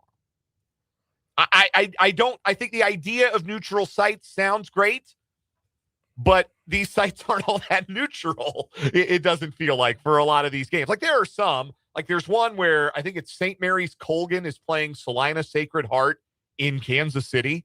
That's pretty equidistant for Salina and Pittsburgh to go up to Kansas City. Like, that makes a certain amount of sense. Okay, neutral site, same amount of driving. All right. I can get behind that.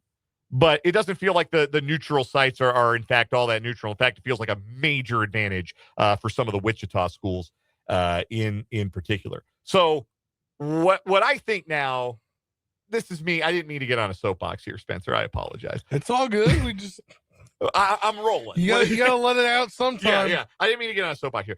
I think what needs to end up, and look, maybe this is year 1 of trying this. They're going to try it again next year. We'll see how it goes. They'll get feedback. They'll make changes. There'll be some different sites.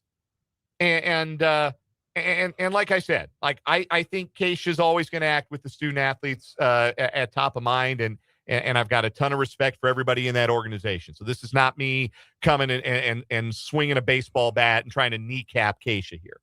But I think the best way to really go about this, if you want to shrink the number of state championship sites, I think you just have to do it by playing the quarterfinals Tuesday, Wednesday in those same sites. And if that means that some communities can't host state tournaments because they've only got one state tournament worthy venue, then okay.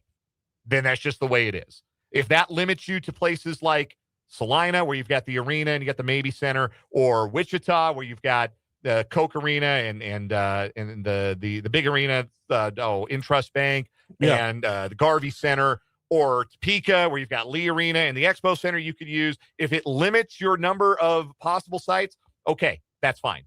So be it. Can't go to Emporia. You got White and that's it. Sorry, you can't host. You got one venue that's state tournament worthy. Sorry, you can't host. But if you got multiple venues that are state tournament worthy, that are worthy of the atmosphere of a state tournament, like like Wichita, like Salina, like Dodge. You do Dodge. Dodge got Dodge City Community College has their home gym, and you got United Wireless Arena. Like Topeka, like the Kansas City area, then have them there. And I'm all for having multiple championships in one site. I'm all for that. But I think spreading out the quarterfinal games, I don't know that this works. It's just year one. Maybe it'll work better in year two and moving forward. I'm open to being wrong because I've been wrong before when I've been a little iffy on a change the case is made. I've been wrong before. But yeah, I think there are some fair questions I think to be asked about how the quarterfinal rounds have shaken out. But anyway, here are the local teams, the teams that we cover in our broadcast area that are still alive for the state tournament. I mentioned the Rossville girls, first time at state in 20 years. They play Ellenwood tomorrow at 2 p.m. in Salina. We're going to have that game for you right here on 580 WIBW. Immediately following that at the Tony's Pizza Event Center, Silver Lake boys take on Holcomb in 3A, and I'll be on the call with Coach Larry Latimer for that game as well. Also at 4 o'clock tomorrow, 6A girls, Topeka High taking on Derby at the extremely neutral site of Koch Arena in Wichita. Tough draw for the Topeka High girls, but they played Derby and they played them tough. They played them about as tough as anybody's played Derby all year. So they won't be Coach Slay's girls will not be intimidated when they play that game at 4 o'clock tomorrow. 6 o'clock tomorrow, Shawnee Heights boys taking on the two-time defending champions Cape and Mount Carmel in 5A at Koch, while the 4A girls matchup between Hayden and Andale. This is a neutral site, White Auditorium in Emporia. At 8 o'clock, couple of 5A boys games. Topeka West takes on Piper in Emporia. Seaman at Mays South at Koch Arena. And then in 4A girls, Rock Creek playing in Salina against Chapman. On Wednesday, 2 p.m. tip between St. Mary's and TMP Marion out of Hayes in the 2A boys state tournament. That's in Salina at the Tony's Pizza Event Center. Our coverage on Wednesday will begin at 4 p.m. We'll have the 5A girls sub-state game, Shawnee Heights, or quarterfinal game, Shawnee Heights versus Baser Linwood at the KCKCC Fieldhouse. Make this one make sense. Shawnee Heights is the 3 seed, Baser's the 6 seed.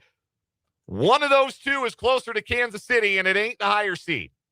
And yet, that's where they're playing tomorrow. But we'll have that game for you right here on 580 WIBW, Shawnee Heights and Baser Linwood in 5A girls. Also at 4 o'clock tomorrow, Rossville's boys playing Berean Academy at the Garvey Center at Friends University in Wichita. If Kansas State loses on Tuesday, and I know there's some of you who are laughing and saying, yeah, what if? But if they lose on Tuesday and their Big 12 tournament adventure ends after one game, we'll have 2 more games for you on Wednesday night, both from White Auditorium, both in the 3A girls bracket. Silver Lake against Heston at 6, Osage City against Girard at 8 o'clock. If K-State is playing, obviously, we'll be unable to carry those games. But if K-State is not playing, we'll have both of those games live. Also playing at 6 o'clock on Wednesday, Rock Creek boys in 4A playing Eudora at Salina's Tony's Pizza Event Center. And also at 8 p.m. on Wednesday, the Wabaunsee girls in 1A Division I taking on South Gray. That game is at the Maybe Arena at Kansas Wesleyan University in Salina. So that is the local state tournament picture for quarterfinal Tuesday and Wednesday. And we hope you'll join us for some coverage, our 59th year of state tournament coverage here on 580 WIBW. All right. It's time to talk some NFL transactions. Yes, we got a big list of them here. So here's what we'll do. We'll just go back and forth. You pick one, you throw it out there, we'll react, and then I'll pick one, and we'll just go back and forth. Lightning round, NFL, day one, legal tampering, reaction. Spencer Dupuis, go. All right, well, this goes back to the weekend. Max Crosby to the Ravens in a trade for 2 firsts, and I'm happy that the guy's out of hell. Well, yeah, happy for Max Crosby. That he gets to leave happy the Chiefs don't have to face Max Crosby. Happy for Patrick Mahomes and Bo Nix and Justin Herbert that they don't have to see this guy twice a year. But as one of the best defensive ends in the game, right? I'm happy he gets to go to a contender. He is going to a contender, though. I think you could argue, and Matt Verderame, our NFL insider, did in the 3 o'clock hour, the Ravens are probably worse today than they were when the weekend began with how many guys left. Yeah. They have a lot of, they got a lot of big talent, right? Like big talent. Lamar, Derrick Henry, Kyle Hamilton. Well, I mean, Isaiah Likely was always leaving. Yeah, like Max Crosby, you had to list like the big talent.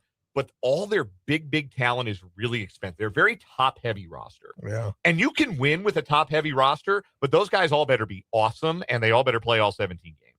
It's a thin line that it feels like the Ravens are going to walk. But it does rejuvenate their pass rush, which was basically non-existent last year. And I think the Ravens had to take a big swing at this point. They had fallen behind a little bit in the AFC. Now, obviously, didn't even make the playoffs this last year, changed coaches. I don't blame him for taking a swing. I think it's an appropriate swing. The Raiders get 2 first-round picks that they'll screw up because they're the Raiders. All right, next transaction. Tua Tagovailoa has been cut. It will be a post-June 1 cut designation by the Miami Dolphins. That means the Dolphins are going to eat an NFL record $99 million in dead money. Oh, they're going to spread it out over 2 years. $99 million in dead money against the cap the next 2 years, rather than having Tua Tagovailoa play for them.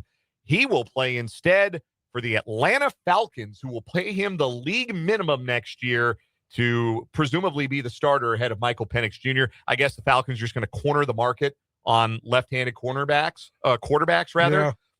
I like Kevin Stefanski. I think we saw last year that he can get the absolute most out of limited quarterback talent, no matter how limited that quarterback talent is.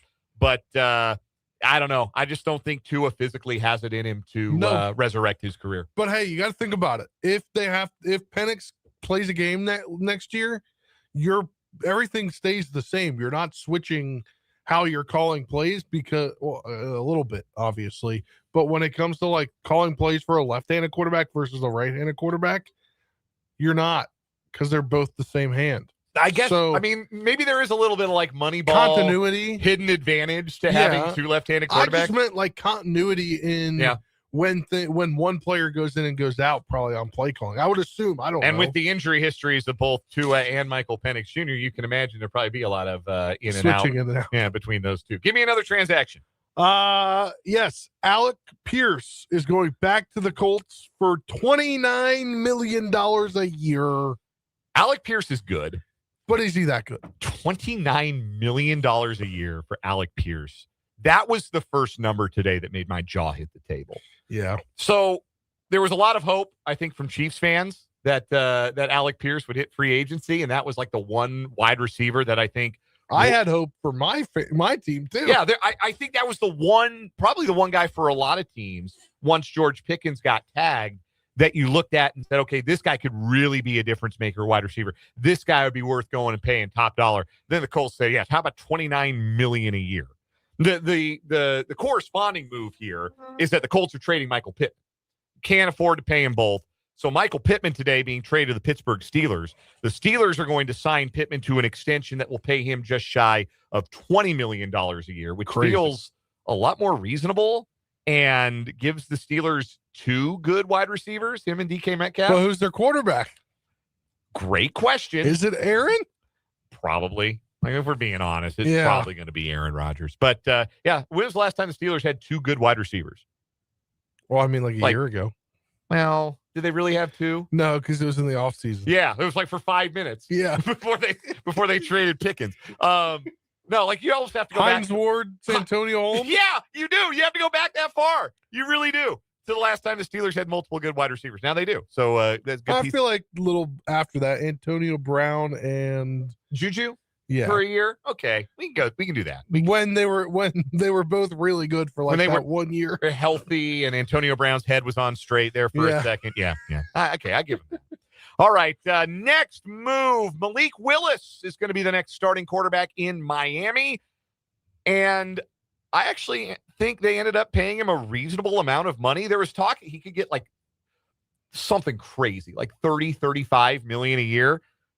Ends up coming in at about 22 million a year, a little over 22. 3 years, $67.5 million, $45 million guaranteed for Malik Willis to get his chance again at being a starter with the Dolphins. Like that almost feels sane. Some of the other money that got handed out today, going $22 million for Malik Willis actually kind of seems fairly reasonable.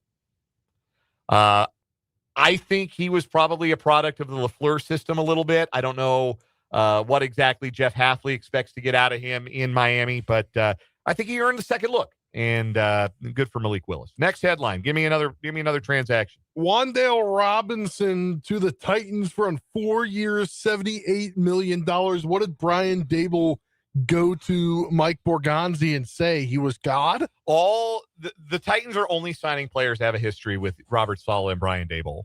They've signed a bunch of guys today, but all of them either played for Dable or played for Saleh. Wan'Dale Robinson is like a screen guy. Yeah. Like catches screen passes and short passes, and he's also hurt a lot. And he got close to $20 million a year from the Titans. Good luck with that. Also in the good luck with that category, Jalen Phillips, formerly of the Eagles, to the Panthers, 4 years, $120 million. I said it earlier. This was the deal that made me realize, oh, yeah, the Chiefs are not signing an edge rusher in this market. Hey, we've got Jalen Phillips is getting $30 a year. We've got some breaking news for your team. Okay, we'll get there. We'll get to that. Yeah, we'll move that down the list. But I did see that as well. Jalen Phillips, 4 years, $120 million. I think you said it well. That's got a chance to be the one we look back on and say, what the hell was that? Yeah. I asked Matt Verderame about it. He says, yeah, in 2 years, we're all going to be looking at that going, how much dead money's on that? Yeah. Next, give me one. You can give me the one that just came out if you want. All right. I'm a little salty about this one because I wanted my team to go after him. But the Seahawks, they are bringing back a player, which is different because they hadn't really made any moves yet today. And they are bringing back Rashid Shaheed on a 3-year, $51 million deal. It's a lot of money for a guy who caught like 10 passes during the regular season after they traded for him. But what did the Seahawks get to the Super Bowl doing? Creating explosive plays. Goes back to what we talked about with the Chiefs adding Kenneth Walker. Creating explosive plays is how you score touchdowns. It might not be, you don't maybe score the touchdown on the explosive play, but you move the ball a lot closer to the end zone with the explosive play. And you just have to find guys who generate those kinds of plays. That's how you score points in today's NFL. Rashid Shaheed could generate explosive plays. And he can do it in special teams. Obviously, return that kick for a touchdown to open up the divisional round game against 49ers, so he's a big weapon in their return game as well. Not surprised the Seahawks won him back. The $17 million a year compared to what Wan'Dale Robinson got, actually, fairly sensible. I think I can be happy with that. Next one, Tyler Linderbaum, former Ravens center, goes to the Raiders, 3 years, $81 million. A full $9 million per year more than Creed Humphrey was getting as the previously highest paid center in the NFL. I saw a post today from Warren Sharp of he's just a football analyst. Yes. Analyzes the numbers, not to be compared with the not Warren football. Yeah. Or whatever. It was highest paid centers, APY, $27 million, Tyler Linderbaum. Huge gap, $18 million, Creed Humphreys, $16 million, Cam Jurgens, and below. Yeah, it's a remarkable amount of money. We said last week he's going to go yacht shopping when this free agent period is over. Yeah, I mean, like, they have money to spend, and you might as well spend it, right? Like, they got all that money off their cap for trading Crosby. So might as well spend it and try to put a team, and you could luck into a good year like the Commanders did. Give me another one. I'll give you another one right now. Mike Evans is leaving Tampa Bay. Gonna look weird in a different uniform. He is headed to another Bay, San Francisco, the Bay Area, on a 3-year, $60 million deal. His representatives were telling teams that he had an offer for 1 year and $27 million at one point. Not sure if that was real or fake. So Mike Evans missed half the season this last year, missed some time in 2024. It turns 33 in August. He's going to an organization that chews players up and spits them out, gets guys hurt all the time. Yeah, because they practice right next to a power plant. Right, yeah, the substation. They get him next to the substation, and his hamstring's just going to fall right off of his body, right? But no, like, the injury concerns that the 49ers have had with their skill players, it's because Kyle Shanahan grinds them into dust. And now he gets aging Mike Evans, who wasn't even good when he was healthy last year. Like, that's the thing. It's not just, he's not healthy, and that's why his production slipped. No, his production slipped because he's 32 years old. He's been in the league 12 years. He's not as good as he used to be. So I wish the 49ers well. I don't think that deal is going to age particularly well. One last move I didn't want to get to. This one hurts because this is the guy on Friday's show. I literally pounded the table and I said, the Chiefs need to make this happen. John Franklin Myers, not a Chief. He's going to the Titans. 3 years, $63 million. I realized that the Chiefs did not have $21 million a year for pass rush help. Yeah. Just fact of the matter, they did not have that kind of money for pass rush help. He was on the Broncos, right? Yes. Previously with the Broncos, had 7.5 sacks last year. I really, really like the idea of bringing him in, adding some interior pass rush juice. But looks like the Titans are going to do it instead. Again, he played with Saleh in New York. So again, yeah, seriously, everybody the Titans signed, either a Giant or a Jet or a 49er with Saleh at some point. Really quick before we wrap up headlines, K-State baseball swept SIU Edwardsville over the weekend, hit 8 home runs on Sunday's win to set a new program single game record. KU baseball took 3 out of 4 in their home opening series this year against St. Thomas. Akshay Bhatia beat Daniel Berger in a playoff at the Arnold Palmer Invitational at Bay Hill on the PGA Tour. And Ryan Blaney is the first non-Tyler Reddick winner of the year on the NASCAR Cup Series. Him and his mustache win at Phoenix. Got some Washburn basketball coming up on 580 Sports Talk.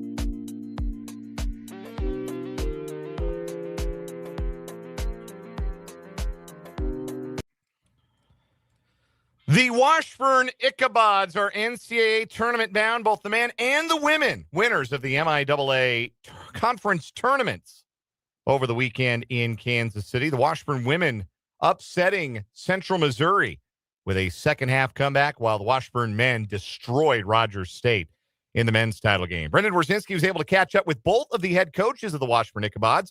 First, here's a portion what Laura Wessling had to tell the media after Selection Sunday last night, the women's basketball coach at Washburn. Just your initial reaction to Central Missouri, which you obviously just saw today. Yeah, I mean, our resistance, like it's a short scout, but I think at this time of year, it doesn't matter who we face. It's just we've got to get the next win and the next win. And great day today, obviously, but you know, we got to reset and refresh and get ready to go again. So very, very excited, very proud of my team to make the national tournament. We'll drive all that way to play a conference team, but you know, it's going to be a great experience. But just from the standpoint of, you know, having this will be now the fourth game, but just to get the win over them and see like, hey, this is possible. Like, you know, we fell in two really close games, but like, we got over the hump. We made this happen. Like we can do this like a second time. Yeah, I think it's you know, the second game was a close game. We just didn't hit a lot of shots. I thought we defended really well this evening. It's not like a David and Goliath story. This is we're a really good team right now and playing really well. And so for us, I don't think we feel like this was a heroic effort tonight by any means. It was a great game, and we can. You know, we're still getting better. And so that's the goal this week, to get a little bit better and, you know, just make sure we're taking out the next opponent. To see that little number 5 by your name, you know, projections from, man, maybe we'll get in the top 10. It's okay. Bracketology looked like maybe a 6, maybe a 7. To see that 5. I mean, what does that say about where this team has come just in these last few weeks? Yeah, to be the number 5 team in this region is such a testament to our players and the work they've put in. This is probably the most competitive Division II women's basketball conference or region in the country. And to be in the top 5 of that is great, but I love this team because we're not done. We're not satisfied. And like I said, it doesn't matter if it's a conference opponent or the number 1 team in the country. We're going to be ready to go. Washburn will play Central Missouri, a rematch of the conference championship game, Friday night in Mankato, Minnesota. Game will tip off at 7:30. Brett Ballard's Washburn men, they're hosting the Central region for a second straight year. Here's what Coach Ballard had to tell our Brendan Wrzezinski. We're now joined by Brett Ballard, head coach of the Washburn Ichabods, the number 1 seed in the Central region for the second year in a row. Let's just start right there. Obviously, the tournament championship this weekend, but to get to host again, I know how important it was. You talked a lot about that last season. To get to do it now 2 years in a row, how special is that for this group? Yeah, it's awesome. I mean, the energy and the memories we had from last year will last with me a lifetime. And I'm just so happy this team is going to get to experience that. You know, I know our fans will show up and show out, and it's going to be a great atmosphere and a lot of energy. You know, they've earned it. We've had a terrific regular season and played really well this past weekend at MIAA tournament. They just consistently showed up and played a high level basketball. You know, not only we winning, but just winning the way we are winning against really good competition shows the talent of this team, which you can see. But a lot of teams have talent. The guys have all bought into roles, been really unselfish, tough, competitive, coachable, all those things, and so they definitely earned this. And I'm happy for them. It's going to be tough. The region's loaded as usual, and it's never easy. There won't be an easy game in this region, so we'll have to be locked in and ready to go. But it's a great opportunity. I don't know if mindset is the right concept here, but, you know, just watching you address the guys after the announcement was made, felt like everything's all business. And not that last year wasn't necessarily, but this was, yeah, we're hosting. That's great. You earned it. We got to lock in. We got to cut out the distractions, all of that. Does it feel almost a little bit different knowing, hey, we've done this before. We've gotten to the Elite 8 before. Let's go do it again. Let's go do even more. Does it feel almost a little different in that regard? Yeah, I think we can learn from that experience. And I think sometimes the first time doing anything, you sort of are almost happy to be there. And I don't think that team was like that last year. I think they were hungry to win. I don't think that, but I do think you can learn from it, and I do think it can fuel the fire just a little bit more. This team, last year's team was on a mission, but this year's team, you know, maybe even to another degree is really locked in, and I think the the big thing our guys got to understand is you can play well in the conference tournament and then turn around, and that doesn't really mean anything coming into this week. It helps, but you got to go earn these wins. You don't just show up and they give you the win. You got to go earn it. We can't get complacent. We got to keep working. Got to keep getting better, which has been our message all year long. I know every program talks about that, but we've tried to talk about that and be about that. And so got to lock back in and refocus, eliminate all the distractions, and be ready to go. That is some of what Brett Ballard had to say to our Brendan Dworzinski. Let's hit a final word real quick because we're up against time. One more thing. In conclusion, you better wrap it up. Spencer Dupuy, give me a final word. Well, help if I turn my mic on. One thing that I like about this Tonga deal is there may be some trickery where he can also play offense as a fullback. To be determined if that actually happens, but that'd be cool. Yeah, bringing back the fullback position. First time since Anthony Sherman, right? Final word for me, Chiefs didn't overthink it. They needed explosive playmaking. They went and got the best explosive playmaker available on the free agent market at running back. Kenneth Walker Jr. was a great Seahawk. I'll miss him in my favorite team's colors, but I think he's going to be a really good Chief. And I think having a bona fide stud and explosive playmaker at running back is going to unlock so much for the Chiefs offense in 2026. That does it for us today. We're breaking away early for some Westwood 1 NCAA basketball coverage. We are not back tomorrow. We have state tournament basketball, Rossville and Ellenwood at 2 in girls, and then the boys game between Silver Lake and Holcomb. For Spencer, I'm Dan. Good night.